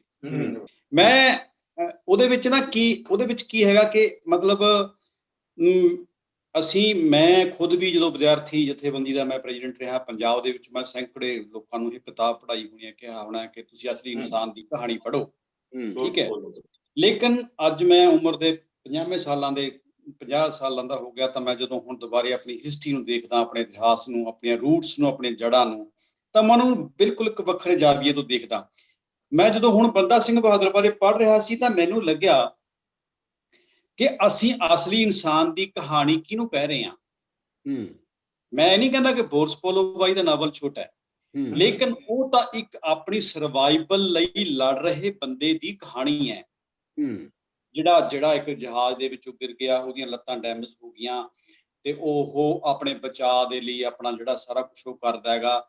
ਅਸੀਂ ਉਹਨੂੰ ਬਹੁਤ ਗਲੋਰੀਫਾਈ ਕਰ ਰਹੇ ਹਾਂ, ਲੇਕਿਨ ਇੱਕ ਬੰਦਾ ਜਿਹਨੂੰ ਅਸੀਂ ਬੰਦਾ ਸਿੰਘ ਬਹਾਦਰ ਕਹਿੰਦੇ ਹਾਂ, ਸਾਡਾ ਆਪਣਾ ਨਾਇਕ ਹੈ, ਜਿਹੜਾ ਜਦੋਂ ਉੱਥੋਂ ਨੰਦੇੜ ਵਾਲੇ ਪਾਸਿਓਂ ਆ ਕੇ ਹਰਿਆਣੇ ਦੇ ਵਿੱਚ ਸਢੌਰੇ ਦੇ ਕੋਲੇ ਰੁਕਦਾ ਹੈ, ਤਾਂ ਉਹਦੀਆਂ ਚਿੱਠੀਆਂ, ਉਹਦੇ ਖੱਤਾਂ ਰਾਹੀਂ, ਉਹਦੇ ਭੇਜੇ ਹਰਕਾਰਿਆਂ ਰਾਹੀਂ 30,000 ਦੀ ਆਰਮੀ ਜਿਹੜੀ ਉਹ ਹਰਿਆਣੇ ਦੇ ਕੋਲੇ ਸਮਾਣੇ ਤੋਂ ਪਰਲੇ ਪਾਸੇ ਇਕੱਠੀ ਹੋ ਜਾਂਦੀ ਹੈ। ਔਰ ਉਸ ਤੋਂ 28 ਦਿਨਾਂ ਬਾਅਦ ਉਹ 70,000 ਦੀ ਜਿਹੜੀ ਸਿੱਖ ਆਰਮੀ ਹੈ ਉਹਨੂੰ ਨਾਲ ਲੈ ਕੇ ਸਰਹੰਦ ਵਾਲੇ ਪਾਸੇ ਨੂੰ ਤੁਰ ਪਾਉਂਦਾ ਹੈ। ਸੋ ਅਸਲੀ ਨਾਇਕ ਕੌਣ ਹੈਗਾ, ਇਹ ਇੱਕ ਬਹੁਤ ਵੱਡਾ ਸਵਾਲ ਹੈ। ਮੈਨੂੰ ਲੱਗਦਾ ਹੈ ਕਿ ਅਸੀਂ ਜਿਹੜੇ ਪੰਜਾਬ ਦੇ ਲੋਕ ਹਾਂ, ਚਾਹੇ ਉਹ ਅਸੀਂ ਸਿੱਖ ਰਿਲੀਜਨ ਨੂੰ, ਸਿੱਖ ਰਿਲੀਜੀਅਸ ਦੇ ਅੰਦਰ ਰਹਿਣ ਵਾਲੀਆਂ ਜਿਹੜੀਆਂ ਸ਼ਕਤੀਆਂ, ਚਾਹੇ ਉਹ ਲੈਫਟ ਵਾਲੇ ਲੋਕ, ਸਾਰਿਆਂ ਨੇ ਹੀ ਅਸੀਂ ਬੰਦਾ ਸਿੰਘ ਬਹਾਦਰ ਦੀ ਜਿੱਡੀ ਵੱਡੀ ਹਿਸਟੋਰਿਕ ਦੇਣ ਹੈਗੀ, ਅਸੀਂ ਉਹਨੂੰ ਪ੍ਰੋਪਰ ਨਹੀਂ ਸਮਝਿਆ। ਜਦੋਂ ਤੁਸੀਂ ਉਸ ਨੂੰ ਸਢੌਰੇ ਤੋਂ ਲੈ ਕੇ ਜਦੋਂ ਦੀ ਸਮਾਣੇ ਵਿੱਚ ਐਂਟਰੀ ਹੁੰਦੀ ਆ, ਉਸ ਤੋਂ ਬਾਅਦ 1715 ਤੱਕ ਜਦੋਂ ਉਹ ਗੁਰਦਾਸਪੁਰ ਦੇ ਜਿਹੜਾ ਹੈਗਾ ਗੁਰਦਾਸ ਨੰਗਲ ਗੜ੍ਹੀ ਦੇ ਆਖਰੀ ਦਿਨਾਂ ਤੱਕ ਜਿੱਥੇ ਉਹਦੀ ਗ੍ਰਿਫਤਾਰੀ ਹੁੰਦੀ ਹੈ, ਜਦੋਂ ਤੁਸੀਂ ਉਸ ਦੀ ਸਾਰੀ ਬਹੁਤ ਬਰੀਕੀ ਦੇ ਨਾਲ ਸਾਰੀ ਉਹਨੂੰ ਡਿਟੇਲ ਨੂੰ ਦੇਖਦੇ ਹੋ, ਤਾਂ ਤੁਹਾਡੇ ਰੌਂਗਟੇ ਖੜੇ ਹੋ ਜਾਂਦੇ ਨੇ ਕਿ ਤੁਹਾਡੇ ਅਸਲੀ ਨਾਇਕ ਕੌਣ ਸੀ, ਉਹਨਾਂ ਨੂੰ ਤੁਹਾਨੂੰ ਕਿਸ ਤਰ੍ਹਾਂ ਪਛਾਣਨਾ ਚਾਹੀਦਾ ਸੀ। ਮੈਨੂੰ ਲੱਗਦਾ ਕਿ ਸਾਡੀ ਬਹੁਤ ਵੱਡੀ ਬਦਕਿਸਮਤੀ ਹੈਗੀ ਹੈ ਇਹ, ਕਿ ਅਸੀਂ ਆਪਣੇ ਐਡੇ ਵੱਡੇ ਨਾਇਕ ਦੀ ਉਸ ਤਰੀਕੇ ਦੇ ਨਾਲ ਅਸੀਂ ਉਹਨੂੰ ਨਹੀਂ ਜਾਣਿਆ, ਅਸੀਂ ਉਹਨੂੰ ਨਹੀਂ ਪਹਿਚਾਣਿਆ, ਅਸੀਂ ਉਹਨੂੰ ਨਹੀਂ ਪ੍ਰਚਾਰਿਆ ਕਿ ਜਿੱਡਾ ਵੱਡਾ ਉਹ ਨਾਇਕ ਸੀ। ਅੱਜ ਹੀ ਮੈਨੂੰ ਇੱਕ ਨਵੀਂ ਗੱਲ ਦਾ ਪਤਾ ਲੱਗਿਆ। ਅੱਜ ਹੀ ਮੈਨੂੰ ਉੱਥੇ ਐਡਵੋਕੇਟ ਹਰਪ੍ਰੀਤ ਜੀਰਖੋਰੀ ਜਿਹੜੇ ਪ੍ਰੈਕਟਿਸ ਕਰਦੇ ਨੇ ਲੁਧਿਆਣੇ, ਉਹਨਾਂ ਨੇ ਇੱਕ ਦੱਸੀ ਗੱਲ ਕਿ ਕੁਝ ਸਾਲ ਪਹਿਲਾਂ ਦਿਆਲ ਸਿੰਘ ਨਾਂ ਦਾ ਇੱਕ ਟੀਚਰ ਹੈਗਾ ਫਰੀਦਕੋਟ ਦਾ, ਉਹ ਬੰਦਾ ਦਾ ਆਰਟੀਕਲ ਲੱਗਿਆ ਹੈਗਾ ਅਜੀਤ ਦੇ ਵਿੱਚ, ਤੇ ਉਹ ਬੰਦਾ ਕਿਊਬਾ ਗਿਆ ਸੀ। ਕਿਊਬਾ ਦੇ ਵਿੱਚ ਜਾ ਕੇ ਉਹਨਾਂ ਨੇ ਉੱਥੇ ਕੁਝ ਚੀਜ਼ਾਂ ਦੇਖੀਆਂ, ਲਾਇਬ੍ਰੇਰੀ ਦੇ ਵਿੱਚ ਦੇਖੇ ਗਏ ਕਿਤੇ ਉਹ, ਉੱਥੇ ਉਸ ਦਿਆਲ ਸਿੰਘ ਨੂੰ ਦੱਸਿਆ ਗਿਆ ਕਿਊਬਾ ਦੇ ਵਿੱਚ ਕਿ ਅਰਨੈਸਟ ਚੀ ਗਵੇਰੋ ਦਾ ਜਿਹੜਾ ਮਤਲਬ ਉਹਨੂੰ ਇੰਸਪਾਇਰ ਕਰਨ ਵਾਲਾ ਆਦਮੀ ਸੀ, ਉਹ ਬੰਦਾ ਸਿੰਘ ਬਹਾਦਰ ਸੀਗਾ। ਇਹ ਗੱਲ ਲਿਖਤ ਦੇ ਵਿੱਚ ਆਈ ਹੈ। ਮੈਂ ਥੋੜਾ ਜਿਹਾ ਇਹਦੇ ਬਾਰੇ ਹੋਰ ਰਿਸਰਚ ਕਰ ਰਿਹਾ। ਦਿਆਲ ਸਿੰਘ ਉਹ ਹਾਲੇ ਜਿਉਂਦੇ ਨੇ, ਫਰੀਦਕੋਟ 'ਚ ਰਹਿੰਦੇ ਨੇ ਔਰ ਕਿਊਬਾ ਉਹ ਜਾ ਕੇ ਆਏ ਨੇ। ਜੇ ਅਰਨੈਸਟ ਚੀ ਗਵੇਰਾ, ਜਿਹਨੂੰ ਅਸੀਂ ਨਾਇਕ ਮੰਨ ਰਹੇ ਹਾਂ ਇੱਥੇ ਪੰਜਾਬ ਦੀ ਧਰਤੀ ਦੇ ਉੱਤੇ ਬੈਠ ਕੇ, ਉਹ ਉਲਟਾ ਸਾਡੇ ਮਤਲਬ ਬੰਦਾ ਸਿੰਘ ਬਹਾਦਰ ਨੂੰ ਨਾਇਕ ਮੰਨਦਾ ਹੈ, ਤਾਂ ਇਸ ਤੋਂ ਵੱਡੀ ਸ਼ਰਮ ਵਾਲੀ ਗੱਲ ਮੈਨੂੰ ਨਹੀਂ ਲੱਗਦਾ ਕਿ ਪੰਜਾਬ ਜਾਂ ਪੰਜਾਬੀ ਜਾਂ ਜਿਹੜੇ ਸਾਡੇ ਗਾਂਹ ਮਧੂ ਲੋਕਾਂ ਲਈ ਕੋਈ ਹੋ ਸਕਦੀ ਹੈ। ਮੈਨੂੰ ਲੱਗਦਾ ਕਿ ਬੰਦਾ ਸਿੰਘ ਬਹਾਦਰ ਬਾਰੇ ਜਿੰਨਾ ਜਾਣਨਾ ਚਾਹੀਦਾ ਸੀ, ਜਿੰਨਾ ਸਾਨੂੰ ਕਹਿਣਾ ਚਾਹੀਦਾ ਸੀ, ਜਿੰਨਾ ਸੁਣਨਾ ਚਾਹੀਦਾ ਸੀ, ਜਿੰਨਾ ਉਹਨਾਂ ਬਾਰੇ ਕੋਈ ਗੱਲ ਹੋਣੀ ਚਾਹੀਦੀ ਸੀ, ਉਹ ਨਹੀਂ ਹੋਈ। ਉਹਨਾਂ ਦੀਆਂ ਦੇਣਾਂ ਨੂੰ ਅਸੀਂ ਬਹੁਤ ਛੋਟੇ ਰੂਪ ਦੇ ਵਿੱਚ ਜਾ ਕੇ ਦੇਖਿਆ। ਤੁਸੀਂ ਕਿਹਾ ਕਿ ਬੰਦਾ ਸਿੰਘ ਬਹਾਦਰ ਹੋਰਾਂ ਦੇ ਨਾਲ ਕਿਹੜਾ ਲਿਟਰੇਚਰ ਮਿਲਦਾ ਹੈ, ਇੱਕ ਤੁਹਾਡੇ ਸਵਾਲ ਦੇ ਵਿੱਚ ਆਉਂਦਾ ਹੈ ਜੀ। ਮਤਲਬ ਬੰਦਾ ਸਿੰਘ ਬਹਾਦਰ ਹੋਰਾਂ ਬਾਰੇ ਅਣਗਿਣਤ ਲਿਟਰੇਚਰ ਜਿਹੜਾ ਹੈਗਾ ਉਹ ਸਾਡੇ ਕੋਲੇ ਪਿਆ ਹੈ। ਉਹਦੇ ਵਿੱਚ ਉਹ ਲੋਕ ਵੀ ਨੇ ਜਿਨ੍ਹਾਂ ਨੇ ਅੰਗਰੇਜ਼ਾਂ ਦੇ ਕਹਿਣ ਦੇ ਉੱਤੇ ਬੰਦਾ ਸਿੰਘ ਬਹਾਦਰ ਬਾਰੇ ਲਿਖਿਆ। ਫਾਰ ਐਗਜ਼ਾਮਪਲ ਰਤਨ ਸਿੰਘ ਭੰਗੂ ਹੈ। ਲੇਕਿਨ ਜਦੋਂ ਅਸੀਂ ਇਹ ਦੇਖਦੇ ਹਾਂ ਕਿ ਬੰਦਾ ਸਿੰਘ ਬਹਾਦਰ ਬਾਰੇ ਰਤਨ ਸਿੰਘ ਭੰਗੂ ਕਿਉਂ ਲਿਖਦਾ ਹੈ, ਤਾਂ ਸਾਨੂੰ ਹੈਰਾਨੀ ਹੁੰਦੀ ਹੈ ਕਿ ਰਤਨ ਸਿੰਘ ਭੰਗੂ ਤਾਂ ਅੰਗਰੇਜ਼ਾਂ ਦਾ ਇੱਕ ਇੰਪਲਾਈਜ਼ ਹੈ ਔਰ ਅੰਗਰੇਜ਼ ਉਹ ਤੋਂ ਹਿਸਟਰੀ ਲਿਖਵਾ ਰਹੇ ਨੇ। ਤਾਂ ਤੁਸੀਂ ਇਹ ਕਦੇ ਵੀ ਆਸ ਨਹੀਂ ਕਰ ਸਕਦੇ ਕਿ ਇੱਕ ਤੁਹਾਡਾ ਦੁਸ਼ਮਣ ਹੁਕਮਰਾਨ ਹੈਗਾ ਜਿਹੜਾ ਉਹ ਤੁਹਾਡੇ ਲੋਕ ਨਾਇਕਾਂ ਨੂੰ ਤੁਹਾਡੇ ਸਾਹਮਣੇ ਲੈ ਕੇ ਆਊਗਾ।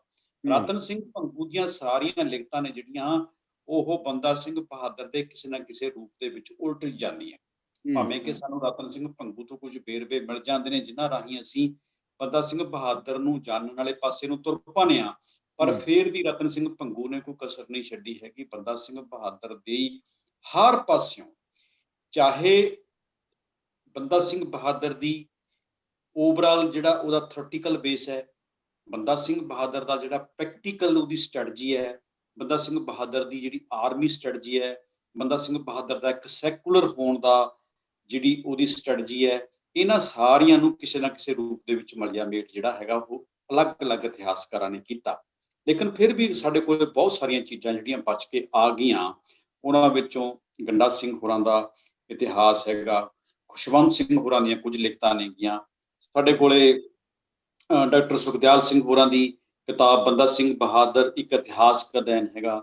NS ਚਾਂਦਲਾ ਦੀ ਕਿਤਾਬ ਹੈਗੀ ਆਪਣੇ ਹੀ ਨੈਕਾਂ ਦੀ ਗਦਾਰੀ ਦਾ ਸ਼ਿਕਾਰ ਬੰਦਾ ਸਿੰਘ ਬਹਾਦਰ।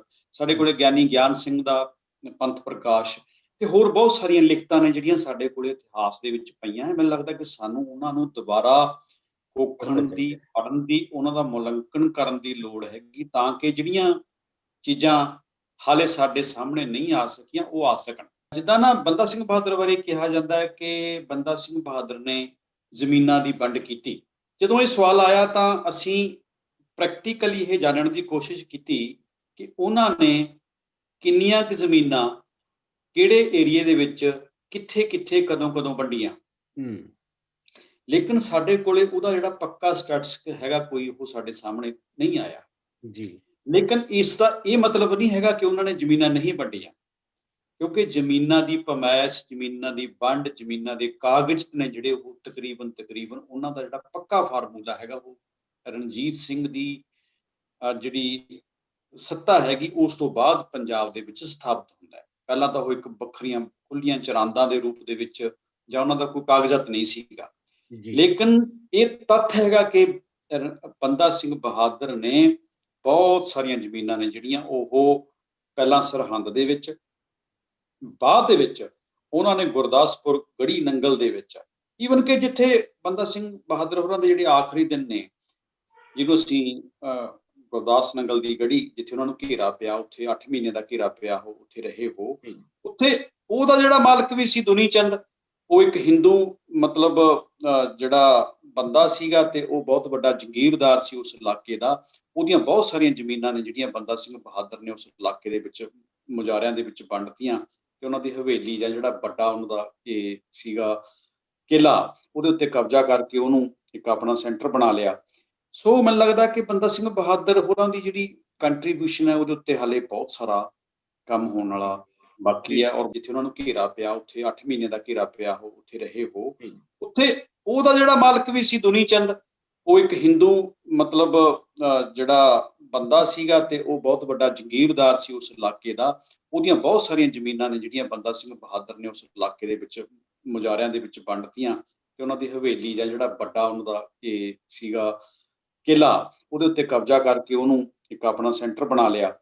ਸੋ ਮੈਨੂੰ ਲੱਗਦਾ ਕਿ ਬੰਦਾ ਸਿੰਘ ਬਹਾਦਰ ਹੋਰਾਂ ਦੀ ਜਿਹੜੀ ਕੰਟਰੀਬਿਊਸ਼ਨ ਹੈ ਉਹਦੇ ਉੱਤੇ ਹਾਲੇ ਬਹੁਤ ਸਾਰਾ ਕੰਮ ਹੋਣ ਵਾਲਾ ਬਾਕੀ ਹੈ। ਔਰ ਪੱਪੀ ਹੋਰਾਂ ਨੇ ਜਿਹੜੀ ਹੁਣ ਅਖੀਰ ਤੇ ਗੱਲ ਕੀਤੀ ਹੈ ਜ਼ਮੀਨਾਂ ਦੀ ਵੰਡ, ਇਸ ਸਿਲਸਿਲੇ ਨੂੰ ਥੋੜਾ ਜਿਹਾ ਹੋਰ ਐਲੈਬੋਰੇਟ ਕਰਦੇ ਹਾਂ, ਜਾਣਨਾ ਚਾਹੁੰਦੇ ਹਾਂ ਤੁਹਾਡੇ ਤੋਂ ਕਿ ਉਹ ਕਿਹੜੇ ਪਹਿਲੂ ਨੇ ਜਿਨ੍ਹਾਂ ਕਰਕੇ ਕਿਸਾਨ ਸੰਘਰਸ਼ ਦੇ ਵਿੱਚ ਅਸੀਂ ਬੰਦਾ ਬਹਾਦਰ ਨੂੰ ਯਾਦ ਕਰ ਰਹੇ ਹਾਂ। ਉਹ ਜ਼ਮੀਨਾਂ ਦੀ ਵੰਡ ਦਾ ਕੀ ਪ੍ਰਸੰਗ ਸੀ ਜਿਹੜਾ ਬੰਦਾ ਬਹਾਦਰ ਤੋਂ ਸ਼ੁਰੂ ਹੋਇਆ, ਜਿਹਦੇ ਕਰਕੇ ਅੱਜ ਅਸੀਂ ਉਹਨਾਂ ਨੂੰ ਪ੍ਰੇਰਨਾ ਸਰੋਤ ਮੰਨ ਰਹੇ ਹਾਂ। ਮੈਂ ਇਵੇਂ ਸੋਚਦਾ ਕਿ ਪਹਿਲੀ ਗੱਲ ਤਾਂ ਮੈਂ ਪੱਪੀ ਹੋਰਾਂ ਦੀ ਗੱਲ 'ਚ ਵਾਧਾ ਕਰੂੰਗਾ ਕਿ ਕੁਝ ਚੀਜ਼ਾਂ ਤਾਂ ਉਹ ਨੇ ਜਿਹੜੀਆਂ ਇਤਿਹਾਸਕਾਰਾਂ ਨੇ ਲਿਖੀਆਂ ਨੇ, ਕਲਮਬੰਦ ਕੀਤੀਆਂ ਨੇ। ਬੰਦਾ ਸਿੰਘ ਬਹਾਦਰ ਦੇ ਸਰੋਤਾਂ ਤੇ ਗੱਲ ਮੈਂ ਥੋੜੀ ਜਿਹੀ ਕਰਕੇ ਅੱਗੇ ਆ। ਮੈਨੂੰ ਲੱਗਦਾ ਹੈ ਕਿ ਬਹੁਤ ਉਦੋਂ ਵੀ ਅਖਬਾਰ ਨਿਕਲਦਾ ਸੀ, ਉਹ ਰਾਜੇ ਖਾਤਰ ਹੁੰਦਾ ਸੀ, ਜਦ ਉਹਨਾਂ ਦੇ ਖਬਰਾਂ ਸਾਰੇ ਦੇਸ਼ ਦੀਆਂ ਇਕੱਠੀਆਂ ਹੁੰਦੀਆਂ ਨੇ। ਉਹ ਜਿਹੜਾ ਅਖਬਾਰ ਹੈ, ਬਹੁਤ ਸਾਰੀਆਂ ਖਬਰਾਂ ਜੋ ਸਰਹੰਦ ਤੋਂ ਜਾਂਦੀਆਂ ਨੇ ਕਿ ਉਹ ਕਰ ਕੀ ਰਿਹਾ ਹੈ। ਜਾਂ ਉਸ ਤੋਂ ਬਾਅਦ ਇੱਕ ਵਿਲੀਅਮ ਇਰਵਿਨ ਸੀਗੇ, ਉਹਨਾਂ ਨੇ ਬਹੁਤ ਕੁਝ ਲਿਖਿਆ ਬੰਦਾ ਸਿੰਘ ਬਹਾਦਰ ਬਾਰੇ। ਉਹਨੂੰ ਆਪਾਂ ਇੱਕ ਅਲੱਗ ਕਿਸਮ ਦਾ ਸੋਰਸ ਵੀ ਮੰਨ ਸਕਦੇ ਹਾਂ। ਮੈਨੂੰ ਲੱਗਦਾ ਕਿ ਜਿੱਥੇ ਤੱਕ ਬਾਕੀ ਸਾਰੀਆਂ ਜਿਹੜੀਆਂ ਕਿਤਾਬਾਂ ਇਹਨਾਂ ਦੇ ਜ਼ਿਕਰ ਕੀਤਾ ਇਹਨਾਂ ਨੇ, ਬਿਲਕੁਲ ਵਾਜਬ ਹੈ। ਮੈਂ ਚਾਂਦਲਾ ਹੋਰਾਂ ਦੀ ਕਿਤਾਬ ਨੂੰ ਦੇਖਦਾ, ਬਹੁਤ ਹੀ ਕ੍ਰਿਟੀਕਲੀ ਬਹੁਤ ਸਾਰੀਆਂ ਚੀਜ਼ਾਂ ਲਿਖੀਆਂ।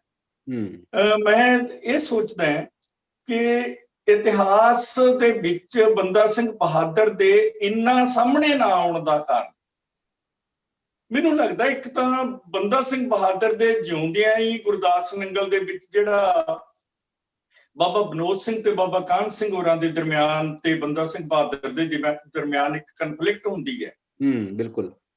ਉਹ ਜਿਹੜੀ ਤਖਤ ਖਾਲਸਾ ਤੇ ਬੰਦਈ ਖਾਲਸਾ ਦੇ ਵਿੱਚ ਵੰਡਿਆ ਜਾਂਦਾ, ਤੇ ਇੱਕ ਸਿੱਖਾਂ ਦਾ ਹੀ ਸੈਕਟ ਜਿਹੜਾ ਬੰਦਾ ਸਿੰਘ ਬਹਾਦਰ ਤੇ ਬਹੁਤ ਹੀ ਆਲੋਚਨਾਤਮਕ ਹੋ ਜਾਂਦਾ, ਤਿੱਖਾ ਆਲੋਚਨਾ।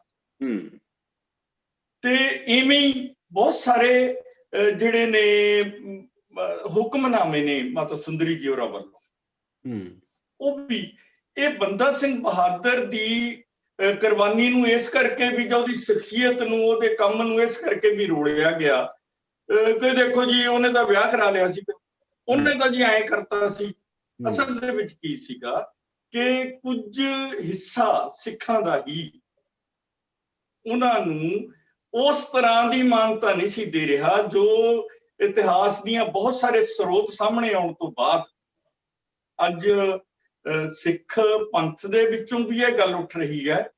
ਹੋਰ ਜਿਹੜੇ ਬੰਦਾ ਸਿੰਘ ਬਹਾਦਰ ਦੇ ਉਸ ਚੀਜ਼ ਨੂੰ ਮੰਨਣ ਵਾਲੇ ਨੇ ਕਿ ਉਹਨਾਂ ਦੀ ਇਹ ਸ਼ਖਸੀਅਤ ਹੈ, ਉਹਨਾਂ ਦਾ ਇੱਕ ਕੰਮ ਹੈ, ਉਹਨਾਂ ਦੀ ਇੱਕ ਕੁਰਬਾਨੀ, ਮੈਂ ਇੱਕ ਤਾਂ ਇਹ ਬੇਨਤੀ ਕਰੂੰਗਾ ਜੀ। ਦੂਸਰੀ ਜਿਹੜੀ ਤੁਸੀਂ ਮੇਨ ਸਵਾਲ ਕੀਤਾ ਹੈ, ਮੈਂ ਇਹ ਗੱਲ ਕਹੂੰਗਾ ਕਿ ਭਾਵੇਂ ਪੱਪੀ ਹੋਰੀ ਗੱਲ ਕਰਦੇ ਨੇ ਕਿ ਕੋਈ ਸਰੋਤ ਨਹੀਂ ਮਿਲਦਾ, ਮੈਨੂੰ ਲੱਗਦਾ ਹੈ ਕਿ ਬੰਦਾ ਸਿੰਘ ਬਹਾਦਰ ਦਾ ਜਿਹੜਾ ਪਹਿਲਾ ਦਰਬਾਰ ਲੱਗਦਾ ਹੈ, ਪਹਿਲੇ ਹੀ ਦਰਬਾਰ ਸਰਹੰਦ ਦੇ ਵਿੱਚ ਆਪਾਂ ਸਾਰੇ ਆਮ ਖਾਸ ਬਾਗ ਕਹਿੰਦੇ ਆ ਨਾ ਜੀ, ਆਮ ਖਾਸ ਬਾਗ ਤਬਾਹ ਕਰਤਾ ਸੀ ਪਹਿਲਾਂ ਤਾਂ ਬੰਦਾ ਸਿੰਘ ਬਹਾਦਰ ਹੋਰਾਂ ਦੀ ਜਿਹੜੀ ਸਮਝ ਲਓ ਕਿ ਜੱਥਾ ਸੀਗਾ ਕਿ ਰਾਜਿਆਂ ਨੇ ਆਪਣੇ ਖਾਤਰ ਇਹੋ ਜਿਹੇ ਬਣਾਏ ਹੋਏ ਨੇ ਤੇ ਗਰੀਬ ਲੋਕ ਕੁੱਲੀਆਂ ਦੇ ਵਿੱਚ ਰਹਿੰਦੇ ਨੇ, ਉਹਨਾਂ ਨੇ ਮਿਥ ਕੇ ਸਾਰੀਆਂ ਹਵੇਲੀਆਂ ਢਾਈਆਂ ਨੇ, ਮਿਥ ਕੇ।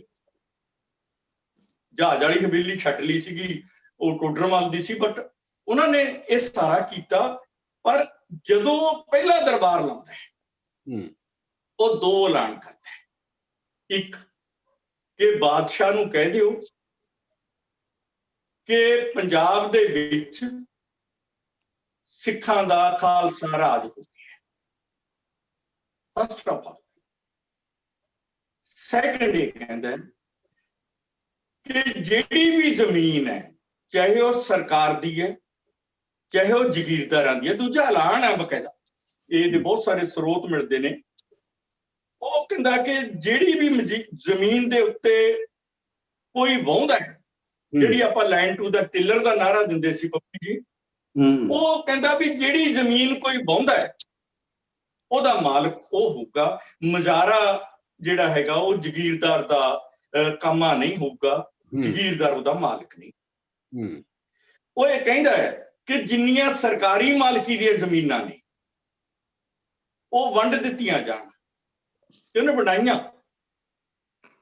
ਇੱਕ ਉਹ ਕਹਿੰਦਾ ਕਿ ਜਿਹੜੇ ਜੰਗਲ ਨੇ, ਮਤਲਬ ਜੰਗਲ ਹੁੰਦੇ ਸੀ ਨਾ ਆਪਣੇ ਵੀ ਇੱਥੇ ਪਾਸੋਂ ਕੋਲ ਤੁਸੀਂ ਦੇਖੋਗੇ ਬੀੜ ਹੈ ਜੀ, ਹੈ ਨਾ, ਬਿਲਕੁਲ ਬਿਲਕੁਲ ਬਿਲਕੁਲ।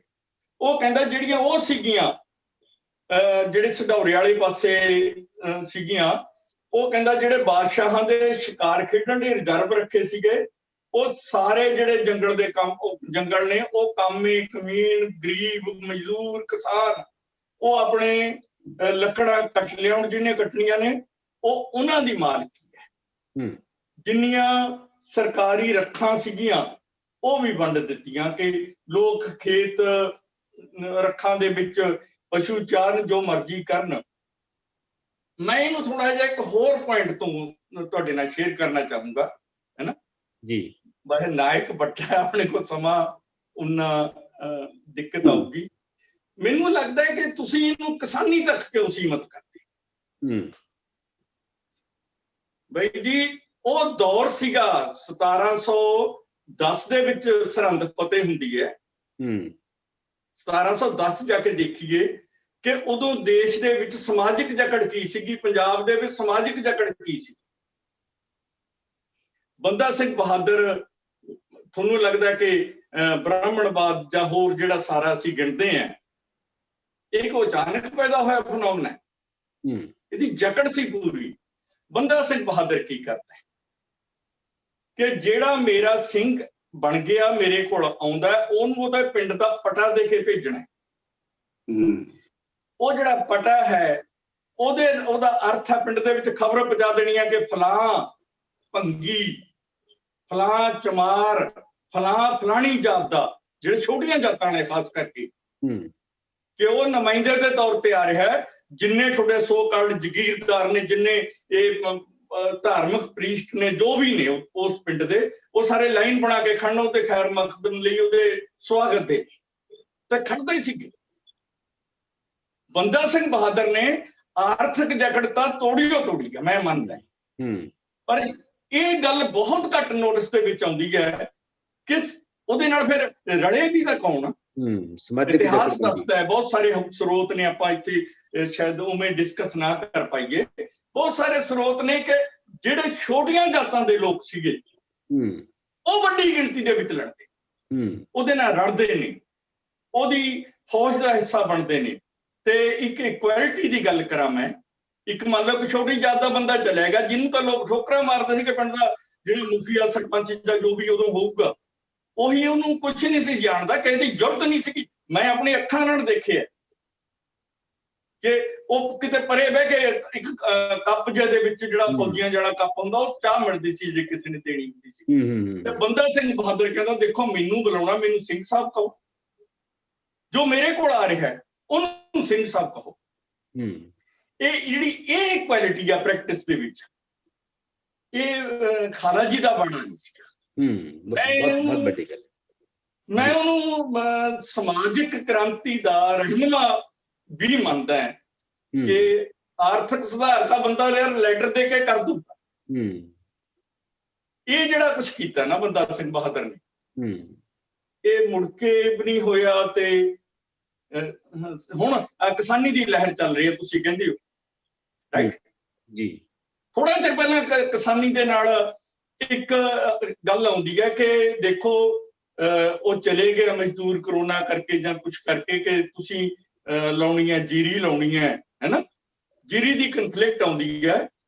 ਉਸ ਤਰ੍ਹਾਂ ਦੇ ਨਾਲ ਕਿਸਾਨ ਜਥੇਬੰਦੀਆਂ ਵੀ ਉਹਨਾਂ ਮਜ਼ਦੂਰਾਂ ਨਾਲ ਨਹੀਂ ਖੜੀਆਂ ਜਿਹੜੇ ਕਹਿੰਦੇ ਸੀਗੇ ਕਿ ਸਾਨੂੰ 3200 ਰੁਪਇਆ ਦੇ ਦਿਓ ਕਿੱਲੇ। ਜੀ।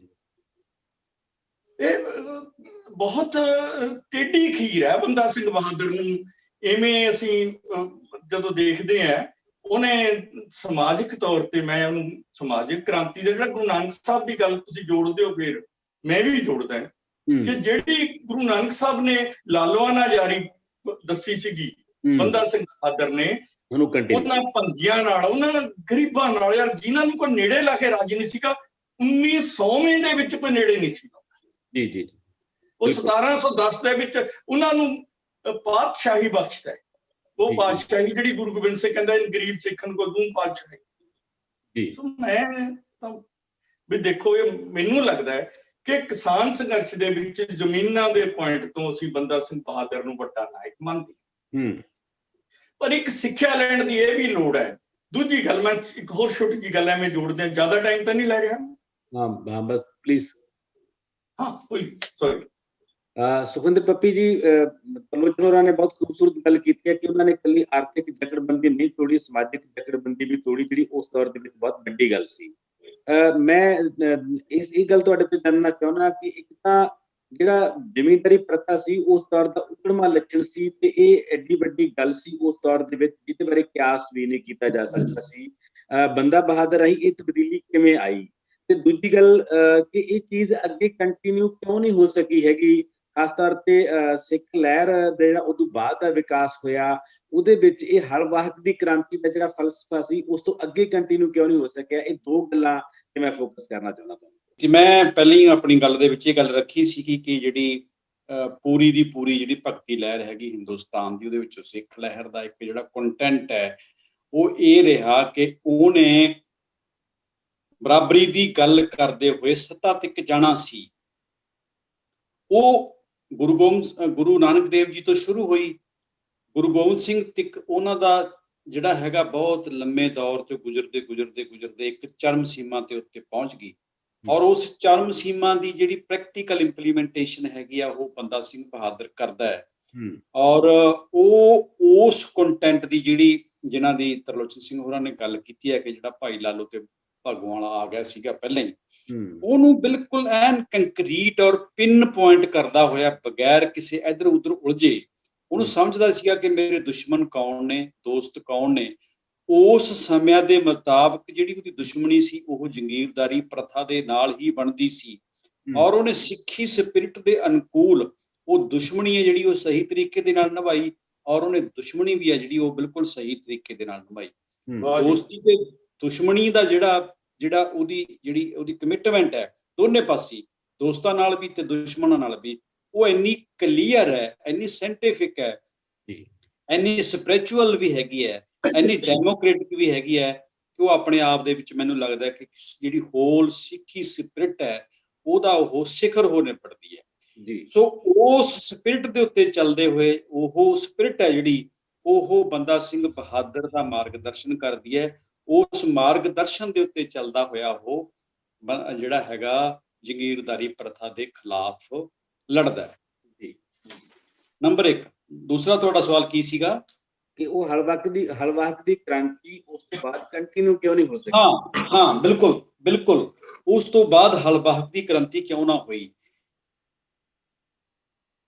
ਗੁਰਦਾਸ ਨੰਗਲ ਦੀ ਗੜੀ ਦਾ ਜਿਹੜਾ 8 ਮਹੀਨੇ ਦਾ ਘੇਰਾ ਹੈਗਾ ਉਹ ਬੰਦਾ ਸਿੰਘ ਬਹਾਦਰ ਦੀ ਜਿਹੜੀ ਸਾਰੀ ਸਟਰਗਲ ਦਾ ਇੱਕ ਚਰਮ ਸੀਮਾ ਹੈ।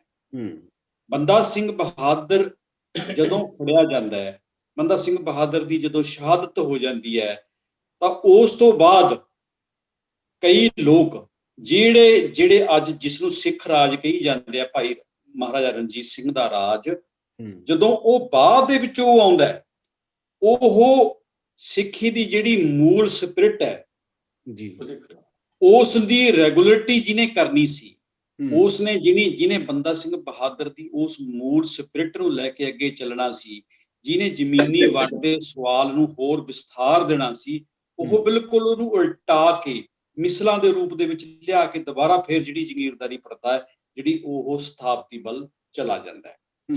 ਇੱਕ ਕਮਾਲ ਦੀ ਗੱਲ ਦੇਖੋ ਕਿ ਜਿਹੜੇ ਸਾਡੇ ਅੱਜ ਦੇ ਹੁਕਮਰਾਨ ਨੇ ਉਹ ਕਿਸੇ ਵੀ ਸ਼ੇਡ ਦੇ ਵਿੱਚ ਹੋਣ, ਕਿਸੇ ਵੀ ਕਲਰ ਦੇ ਵਿੱਚ ਹੋਣ, ਨੀਲੇ ਦੇ ਵਿੱਚ ਹੋਣ, ਚਿੱਟੇ ਦੇ ਵਿੱਚ ਹੋਣ, ਕਿਸੇ ਵੀ ਸ਼ੇਡ ਦੇ ਵਿੱਚ ਹੋਣ, ਲੇਕਿਨ ਉਹ ਮਹਾਰਾਜਾ ਰਣਜੀਤ ਸਿੰਘ ਦੀ ਬਾਰ-ਬਾਰ ਗੱਲ ਕਰਨਗੇ ਲੇਕਿਨ ਬੰਦਾ ਸਿੰਘ ਬਹਾਦਰ ਦੀ ਗੱਲ ਨਹੀਂ ਕਰਨਗੇ। ਇਹਨਾਂ ਦੋ ਗੱਲਾਂ ਨੂੰ ਬਹੁਤ ਸਮਝਣ ਦੀ ਜ਼ਰੂਰਤ ਹੈਗੀ, ਕਿਉਂਕਿ ਉਹਨਾਂ ਹੁਕਮਰਾਨਾਂ ਦੇ ਜਿਹੜੀ ਪਹਿਲੀ ਗੱਲ ਹੈਗੀ ਬੰਦਾ ਸਿੰਘ ਬਹਾਦਰ ਦੀ ਜ਼ਮੀਨਾਂ ਵੰਡਣ ਵਾਲੀ, ਜ਼ਗੀਰਦਾਰੀ ਪ੍ਰਥਾ ਨੂੰ ਤੋੜਨ ਵਾਲੀ, ਉਹਨੂੰ ਖਤਮ ਕਰਨ ਵਾਲੀ, ਉਹ ਮੌਜੂਦਾ ਸਿਸਟਮ ਹੀ ਹੈ। ਤੇ ਮਹਾਰਾਜਾ ਰਣਜੀਤ ਸਿੰਘ ਨੂੰ ਇਸ ਕਰਕੇ ਬਾਰ-ਬਾਰ ਗਲੋਰੀਫਾਈ ਕੀਤਾ ਜਾਂਦਾ ਹੈ, ਉਸ ਨੂੰ ਬਾਰ-ਬਾਰ ਇਸ ਕਰਕੇ ਸਾਹਮਣੇ ਲਿਆ ਕੇ ਸਾਡੇ ਸਾਹਮਣੇ ਰੱਖਿਆ ਜਾਂਦਾ ਹੈ ਕਿਉਂਕਿ ਉਹ ਦੁਬਾਰਾ ਫਿਰ ਜਿਹੜੀ ਉਹ ਜ਼ਮੀਨਾਂ ਇਕੱਠੀਆਂ ਕਰਕੇ ਵੱਡੇ ਵੱਡੇ ਸਰਦਾਰਾਂ ਨੂੰ ਬਣਾਉਣ ਦਾ ਕੰਮ ਕਰਦਾ ਹੈਗਾ। ਇਸ ਕਰਕੇ ਮੈਨੂੰ ਲੱਗਦਾ ਕਿ ਉਹ ਪ੍ਰਥਾ ਜਿਹੜੀ ਹੈ ਅੱਗੇ ਨਹੀਂ ਤੁਰ ਸਕੀ। ਸੋ ਇਹ ਮੂਲ ਕਾਰਨ, ਉਹਦੇ ਵਿੱਚ ਇੱਕ ਬਹੁਤ ਵੱਡਾ ਇੱਕ ਗੈਪ ਆ ਗਿਆ। ਅਸੀਂ ਦੁਬਾਰਾ ਇੱਕ ਬਹੁਤ ਵੱਡੇ ਹਿਸਟੋਰੀਕਲ ਇੱਕ ਅਸੀਂ ਇਸ ਝਾਂਸੇ ਦੇ ਵਿੱਚ ਆ ਕੇ ਜਿਹੜੀ ਸਾਡੀ ਸਿੱਖੀ ਦੀ ਮੇਨ ਸਪਿਰਿਟ ਸੀ, ਮੇਨ ਜਿਹੜੀ ਉਸ ਦੀ ਇੱਕ ਕੰਟੈਂਟ ਸੀਗਾ ਜਿਹੜਾ ਸਿੱਖੀ ਦਾ, ਅਸੀਂ ਉਸ ਤੋਂ ਪਾਸੇ ਚਲੇ ਗਏ ਤੇ ਅਸੀਂ ਉਸ ਨੂੰ ਰੈਗੂਲਰ ਨਹੀਂ ਕਰ ਪਾਏ। ਜੀ ਜੀ ਜੀ ਟਾਈਮ ਆਪਣੇ ਕੋਲ ਬਹੁਤ ਘੱਟ ਹੈ ਤਰਲੋਚਨ ਜੀ, ਮੈਂ ਬਹੁਤ ਇੱਕ ਜ਼ਰੂਰੀ ਨੁਕਤਾ ਤੁਹਾਡੇ ਨਾਲ ਸਾਂਝਾ ਕਰਨਾ ਚਾਹੁੰਦਾ ਜੀ, ਤੇ ਮੈਂ ਤੁਹਾਡੀ ਜਾਣਨਾ ਚਾਹੁੰਦਾ ਤੁਹਾਡੇ ਵਿਚਾਰ ਕਿ ਈਸਟ ਇੰਡੀਆ ਕੰਪਨੀ 1612 ਦੇ ਵਿੱਚ ਸੂਰਤ ਦੇ ਵਿੱਚ ਆਪਣੀ ਪਹਿਲੀ ਵਪਾਰਕ ਬੰਦਰਗਾਹ ਬਣਾਉਂਦੀ ਹੈ। 1757 ਦੇ ਵਿੱਚ ਬਕਸਰ ਤੇ ਪਲਾਸੀ ਦੇ ਯੁੱਧ ਰਾਹੀਂ ਉਹ ਪਹਿਲੀ ਵਾਰ ਕ੍ਰਿਟੀਕਲ ਰੂਪ ਦੇ ਵਿੱਚ ਆਪਣਾ ਰਾਜ ਸ਼ੁਰੂ ਕਰਦੀ ਹੈ ਤੇ ਇਨ ਬਿਟਵੀਨ 1709 ਤੇ 1715 ਦੇ ਦਰਮਿਆਨ ਬੰਦਾ ਬਹਾਦਰ ਸਾਰੇ ਹਮਲੇ ਕਰਦਾ ਤੇ ਸਾਰਾ ਜਿਹੜਾ ਆਪਣਾ ਉਹਦੀ ਲਹਿਰ ਹੈ ਬੰਦਾ ਬਹਾਦਰ ਦੀ ਉਹ ਚੱਲਦੀ ਹੈ। ਇਹ ਦੋ ਕਿਤੇ ਨਾ ਕਿਤੇ ਸਮਕਾਲ ਦੇ ਵਿੱਚ ਵਾਪਰਨ ਵਾਲੀਆਂ ਘਟਨਾਵਾਂ ਨੇ। ਬਾਅਦ ਦੇ ਵਿੱਚ ਜਿਹੜੇ ਅੰਗਰੇਜ਼ ਨੇ ਉਹ ਪੰਜਾਬ ਤੇ ਕਬਜ਼ਾ ਕਰਦੇ ਨੇ। ਕੀ ਕੋਈ ਇਹੋ ਜਿਹੇ ਸਬੂਤ ਜਾਂ ਇਹੋ ਜਿਹੇ ਲੱਛਣ ਸਾਨੂੰ ਕਿਤੇ ਪ੍ਰਾਪਤ ਹੁੰਦੇ ਨੇ ਕਿ ਉਸ ਈਸਟ ਇੰਡੀਆ ਕੰਪਨੀ ਨੇ ਜਾਂ ਅੰਗਰੇਜ਼ਾਂ ਨੇ ਉਹਨਾਂ ਰਾਹੀਂ ਕੋਈ ਨੋਟਿਸ ਲਿਆ ਹੋਵੇ ਪੰਜਾਬ ਦੀ ਇਸ ਸਿੱਖ ਲਹਿਰ ਦਾ ਜਾਂ ਪੰਜਾਬ ਦੀ ਕਿਸਾਨ ਲਹਿਰ ਦਾ? ਕੋਈ ਇਹੋ ਜਿਹਾ ਸਬੂਤ, ਕੋਈ ਇਹੋ ਜਿਹੇ ਪ੍ਰਮਾਣ ਕਿਤੇ ਪ੍ਰਾਪਤ ਹੁੰਦੇ ਨੇ ਜੇ ਤੁਸੀਂ ਇਤਿਹਾਸ ਪੜ੍ਹਿਆ ਹੋਇਆ ਕੋਈ ਇਸ ਰੂਪ ਦੇ ਵਿੱਚ? ਮੈਂ ਉਸ ਬਾਰੇ ਗੱਲ ਕਰ ਸਕਦਾ। ਮੈਂ ਚਿੱਠੀ ਉਹ ਗੱਲ ਇੱਕ ਰੈਫਰੈਂਸ ਹੈ ਮੈਡਮ ਜੀ। ਮੈਂ ਇੱਕ ਹੋਰ ਗੱਲ ਮੇਰਾ ਕਰ ਲਵਾਂ ਤੁਸੀਂ? ਜੀ ਜਲਦੀ। ਮੈਨੂੰ ਲੱਗਦਾ ਕਿ ਆਪਣੇ ਬੁੱਲਾ ਖੇਡਣ ਆਈ ਸੀ ਮਦੀਹਾ ਗੌਰ ਤੇ ਸ਼ਾਇਦ ਨਦੀਮ ਆਪਣੇ ਦੋਸਤ ਨੇ, ਉਹਨਾਂ ਨੇ ਲਿਖਿਆ, ਪਰ ਉੱਥੇ ਉਹ ਬੰਦਾ ਸਿੰਘ ਬਹਾਦਰ ਨੂੰ ਏਦਾਂ ਦੱਸਦੇ ਆ ਕਿ ਉਹ ਕਿਲਰ ਸੀ, ਹੈਨਾ। ਮੈਨੂੰ ਲੱਗਦਾ ਹੈ ਕਿ ਬੰਦਾ ਸਿੰਘ ਬਹਾਦਰ ਨੇ ਮੁਸਲਮਾਨਾਂ ਨੂੰ ਨਹੀਂ, ਉਹਨੇ ਜ਼ਾਲਮਾਂ ਨੂੰ ਸਜ਼ਾ ਦਿੱਤੀ ਹੈ। ਜੇ ਵਜ਼ੀਰ ਖਾਨ ਮਾਰਿਆ ਜਾਂਦਾ ਤਾਂ ਜਿਹੜਾ ਸੁੱਚਾ ਨੰਦ ਹੈ ਜਿਹਦੇ ਬਾਰੇ ਇਰਬਨ ਲਿਖਦਾ ਕਿ ਕੋਈ ਮਾੜਾ ਕੰਮ ਨਹੀਂ ਸੀ ਜਿਹੜਾ ਇਹ ਜ਼ਾਲਮ ਨੇ ਨਾ ਕੀਤਾ। ਬਿਲਕੁਲ ਬਿਲਕੁਲ।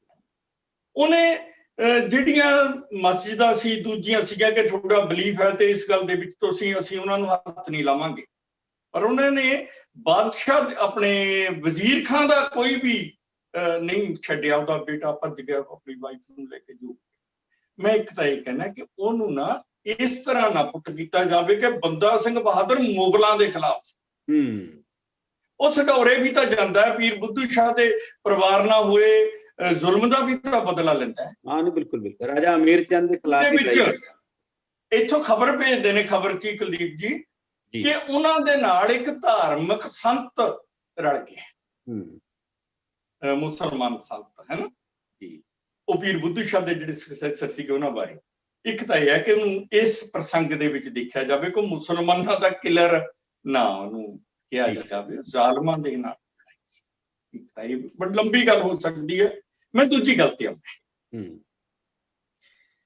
ਬੇਨਤੀ ਇਹ ਹੈ ਕਿ ਅੰਗਰੇਜ਼, ਮੈਂ ਇਸ ਗੱਲੋਂ ਉਹਨਾਂ ਤੋਂ ਬੜਾ ਮੁਤਾਸਰ ਹੈ ਕਿ ਇੰਨੇ ਵਿਗੜੇ ਬੇਈਮਾਨ ਬੰਦੇ ਸੀਗੇ ਕਿ ਹਰ ਚੀਜ਼ ਦਾ ਨੋਟਿਸ ਲੈਂਦੇ ਸੀ। ਰਿਚਰਡ ਟੈਂਪਲ ਨੇ ਆਪਣੀ ਐਡੇ ਫੋਕਲੋਰ ਹੈ ਕਿੰਨੀ, ਉਹਨਾਂ ਨੇ ਸਾਰਾ ਕਿ ਇਹ ਗਾਉਂਦੇ ਕੀ ਨੇ। ਬਿਲਕੁਲ ਬਿਲਕੁਲ। ਇਹ ਬੋਲਦੇ ਕਿਵੇਂ ਨੇ। ਹਾਂਜੀ, ਜਾਰਜ ਗਰੀਅਰਸਨ ਹੋਰਾਂ ਨੇ ਬਥੇਰੀ ਖੋਜ ਕੀਤੀ। ਹਾਂਜੀ ਹਾਂਜੀ ਹਾਂਜੀ ਜੀ।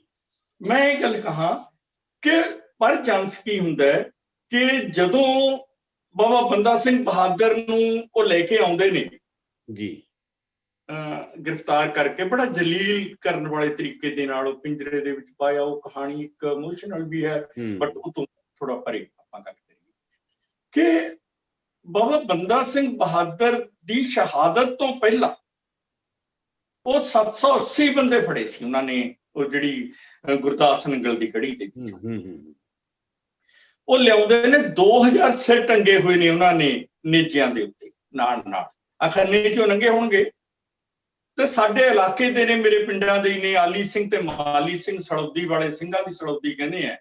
ਉਹ ਮੇਨ ਜਿਹੜੀ ਸੀਗੀ ਉਹ ਬੰਦਾ ਸਿੰਘ ਬਹਾਦਰ ਦੇ ਨਾਇਬ ਸੀਗੇ, ਉਹਨਾਂ ਸਣੇ ਸਾਰਿਆਂ ਨੂੰ ਲਿਜਾਇਆ ਜਾ ਰਿਹਾ। 780 ਜਿਉਂਦੇ, 2000 ਸਿਰ ਤੇ ਗੱਡਿਆਂ 'ਚ ਲੱਦੇ ਹੋਏ ਬਹੁਤ ਸਾਰੀਆਂ ਧੜਾਂ। ਉਹ ਚਾਹੁੰਦੇ ਸੀਗੇ ਕਿ ਅਸੀਂ ਦਹਿਸ਼ਤ ਤੋੜੀਏ, ਇਹ ਚਲੇ ਜਾਂਦੇ ਨੇ। ਹੁਣ ਉਹ ਇੱਕ ਹੋਰ ਕਰਦੇ ਨੇ ਕਿ ਉਹ ਮਾਨਸਿਕ ਤੌਰ ਤੇ ਤੋੜਨਾ ਚਾਹੁੰਦੇ ਨੇ ਇਹਨਾਂ ਸਾਰਿਆਂ ਨੂੰ। ਉਹ 100 ਸਿੰਘ ਨੂੰ ਕੱਢਦੇ ਨੇ, ਬਾਬਾ ਬੰਦਾ ਸਿੰਘ ਬਹਾਦਰ ਦੀ ਫੌਜ ਦੇ ਜਿਹੜੇ ਮੇਨ ਹੀ ਰਹਿ ਗਏ ਨਾ 700 ਤਾਂ 700 ਉਹਨੂੰ ਕੱਢਦੇ ਨੇ, ਸ਼ਹੀਦ ਕਰਦੇ ਨੇ। ਦੂਜਿਆਂ ਨੂੰ ਕਹਿੰਦੇ ਵੀ ਜਾਂ ਤਾਂ ਤੁਸੀਂ ਧਰਮ ਬਦਲ ਲਓ ਜਾਂ ਸ਼ਹਾਦਤ ਲਈ ਤਿਆਰ ਹੋ ਜਾਓ। ਇਹ ਚੱਲ ਰਿਹਾ ਇੱਕ ਉੱਥੇ ਕੁਰਬਾਨੀ ਦਾ ਸਿਲਸਿਲਾ ਦਿੱਲੀ ਦੇ ਵਿੱਚ। ਉਦੋਂ ਬਾਦਸ਼ਾਹ ਫਰਖੁਸੀਅਰ ਸੀ, ਬਾਦਸ਼ਾਹ ਦੀ ਡੈਥ ਹੋ ਗਈ ਸੀ। ਬਿਲਕੁਲ ਮੈਂ ਇਹ ਦੇਖਦਾ ਹੈ ਕਿ ਉਦੋਂ 2 ਅੰਗਰੇਜ਼ ਜਿਹੜੇ ਨੁਮਾਇੰਦੇ ਨੇ, ਆਪਾਂ ਅੱਜ ਦੀ ਭਾਸ਼ਾ 'ਚ ਐਂਬੈਸਡਰ ਕਹਿ ਸਕਦੇ ਹਾਂ, ਈਸਟ ਇੰਡੀਆ ਕੰਪਨੀ ਦੇ, ਜਦੋਂ ਉਹ ਦਫ਼ਤਰ ਆਪਣਾ ਜਾਂ ਹੈੱਡਕੁਆਰਟਰ ਜਿਹੜਾ ਹੈਗਾ ਉਹ ਫੋਰਟ ਵਿਲੀਅਮ ਦੇ ਵਿੱਚ ਲੈ ਗਏ ਨੇ, ਕਲਕੱਤੇ।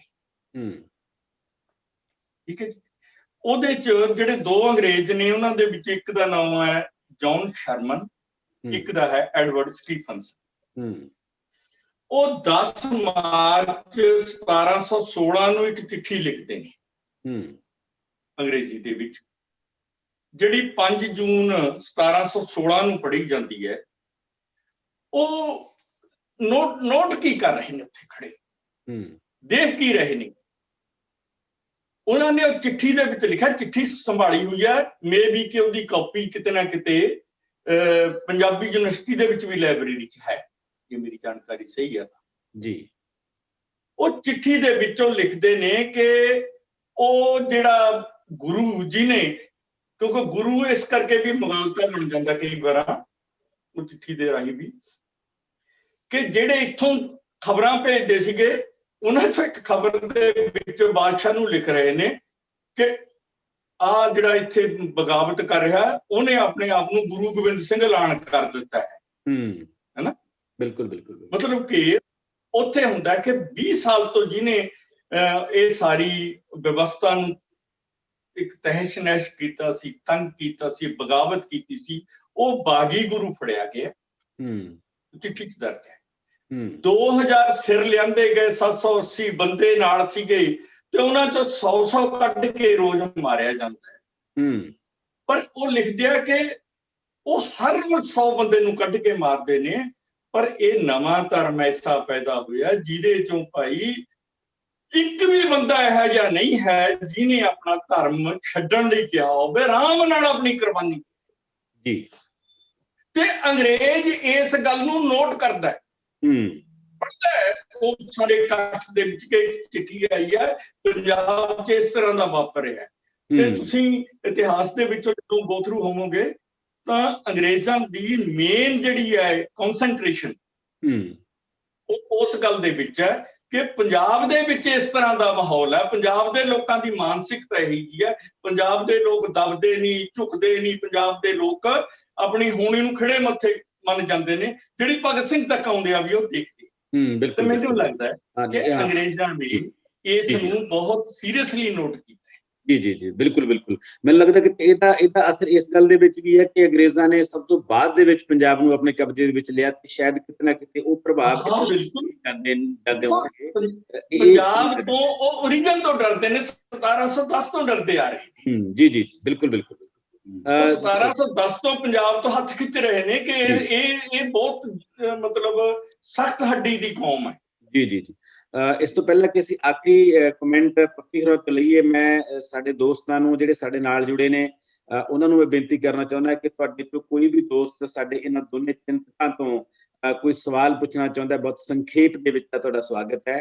ਕੋਈ ਵੀ ਦੋਸਤ ਜੀ, ਤੁਹਾਡਾ ਸਵਾਗਤ ਹੈ ਦੋਸਤੋ। ਮੇਰਾ ਸਵਾਲ ਸਾਰੇ ਦੋਸਤਾਂ ਤੋਂ ਹੀ ਹੈ ਕਿ ਜਿਹੜੇ ਖੱਬੇ ਪੱਖੀ ਨੇ, ਜਿਹੜੇ ਆਪਣੇ ਆਪ ਨੂੰ ਅਸੀਂ ਸਮਝਦੇ ਹਾਂ ਕਿ ਅਸੀਂ ਬਹੁਤ ਕੁਝ ਪੜ੍ਹਿਆ ਤੇ ਮਤਲਬ ਆਪਣੇ ਨਾਇਕਾਂ ਨੂੰ ਬਹੁਤ ਪਹਿਚਾਨਣ ਦੀ ਕੋਸ਼ਿਸ਼ ਕੀਤੀ ਜੀ, ਇਹ ਸਾਡੇ ਨਾਇਕਾਂ ਨੂੰ ਪਹਿਚਾਨਣ ਤੋਂ ਕਿਉਂ ਖੁੰਝੇ, ਇਹਦਾ ਕੀ ਕਾਰਨ ਨੇ? ਜੀ ਜੀ ਜੀ ਜਰਮਨ ਦੇ ਵਿੱਚੋਂ ਪੈਰਿਸ ਕਮਿਊਨ ਲੱਭਦੇ ਆ, ਸਾਡੇ ਆਪ ਦੇ ਕਮਿਊਨ ਲੱਭਣ ਤੋਂ ਅਸੀਂ ਕਿਉਂ ਉਕਰੇ? ਇਹਦਾ ਕੀ ਕਾਰਨ ਹੈ? ਜੜ੍ਹਾਂ ਕਿੱਥੇ ਪਈਆਂ? ਇਹਨਾਂ ਸਵਾਲਾਂ ਦੇ ਜਵਾਬ ਆਪਾਂ ਇਕੱਠੇ ਲਵਾਂਗੇ। ਸਾਡੇ ਦੋਨੇ ਚਿੰਤਕ ਬਾਅਦ ਵਿੱਚ ਅਸੀਂ ਇਹਨਾਂ ਨੂੰ 5 ਮਿੰਟ ਦੇਵਾਂਗੇ। ਤੇ ਹੋਰ ਕੋਈ ਦੋ ਸਵਾਲ ਕਰਨਾ ਚਾਹੁੰਦਾ, ਪਲੀਜ਼ ਸੰਖੇਪ ਦੇ ਵਿੱਚ।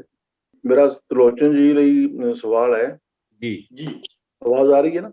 ਹਾਂਜੀ ਆ ਰਹੀ ਹੈ, ਬਿਲਕੁਲ ਬੋਲੋ। ਮਾਸਟਰ ਜੀ ਆਏ ਆਏਗਾ ਤਲੋਚਨ ਜੀ ਵੀ ਮੇਰਾ ਇੱਕ ਸਵਾਲ ਪਹਿਲਾਂ ਵੀ ਮੈਂ ਆਪਣੇ ਪਹਿਲਾਂ ਗੱਲ ਹੋਈ ਸੀ ਮੇਰੀ ਵੀ ਕੀ ਜਿਹੜਾ ਇਹ ਸੰਘਰਸ਼ ਚੱਲ ਰਿਹਾ ਹੈ ਕਿਸਾਨਾਂ ਦਾ, ਕਿਉਂਕਿ ਪਹਿਲੀ ਗੱਲ ਤਾਂ ਕਿਉਂਕਿ ਇਹ ਆਪਾਂ ਕਿਸਾਨ ਦਾ ਭਾਵ ਜੱਟ ਸਮਝ ਲੈਣੇ ਹੈ। ਹਰ ਕਿਸਾਨ ਜੱਟ ਨਹੀਂ ਤੇ ਹਰ ਜੱਟ ਕਿਸਾਨ ਨਹੀਂ, ਇਹ ਤਾਂ ਗੱਲ ਕਲੀਅਰ ਹੈ। ਇਹ ਮੈਂ ਤੁਹਾਨੂੰ ਇਹ ਜਾਣਨਾ ਚਾਹੁੰਦਾ ਹੈ ਵੀ ਜਿਹੜਾ ਸੰਘਰਸ਼ ਚੱਲ ਰਿਹਾ ਹੈ ਕੀ ਜਿਹੜਾ ਹਾਕਮ ਹੈ ਸਾਰੀ ਗੱਲ ਮੰਨ ਲੂਗਾ, ਸਾਰੀਆਂ ਮੰਗਾਂ ਮੰਨ ਲੂਗਾ ਕਿ ਵਿੱਚ ਵਿਚਾਲੇ ਗੱਲ ਕਰੂਗਾ ਕਿ ਦੋਹਾੜ ਪਾਊਗਾ ਜੀ? ਕਿਉਂਕਿ ਇਹ ਵੀ ਹੋ ਸਕਦਾ ਹੈ ਵੀ ਜਿਹੜਾ ਹਾਕਮ ਹੈ ਇਹ ਇਸ ਜਿਵੇਂ ਹੁਣ ਲੱਗਿਆ ਪਤਾ ਵੀ ਦਲਿਤ ਪਤਾ ਖੇਲ ਰਹੀ ਹੈ ਬੀਜੇਪੀ, ਹੁਣ ਜਿਵੇਂ ਹਰਿਆਣੇ 'ਚ ਜਾਟਾਂ ਨੂੰ ਪਿੱਛੇ ਕਰਤਾ ਵੀ ਇੱਥੇ ਜੱਟਾਂ ਨੂੰ ਟਾਰਗੇਟ ਬਣਾ ਕੇ ਜਿਹੜੀ ਹੋਰ ਕਿਸੇ ਕਮਿਊਨਿਟੀ ਨੂੰ ਅੱਗੇ ਲਿਆ ਕੇ। ਜੀ ਸੰਜੀਵਨ ਜੀ, ਤੁਹਾਡਾ ਸਵਾਲ ਆ ਗਿਆ ਜੀ। ਹੋਰ ਕੋਈ ਦੋਸਤ? ਹਾਂਜੀ, ਹੋਰ ਕੋਈ ਵੀ ਦੋਸਤ ਸਵਾਲ ਕਰਨਾ ਚਾਹੁੰਦਾ? ਸਾਡੇ ਨਾਲ ਬਲਕਾਰ ਸਿੱਧੂ ਜੀ ਜੁੜੇ ਹੋਏ ਨੇ, ਪੂਨੀਆ ਸਾਹਿਬ ਜੁੜੇ ਹੋਏ ਨੇ, ਮੈਂ ਦੇਖ ਰਿਹਾ।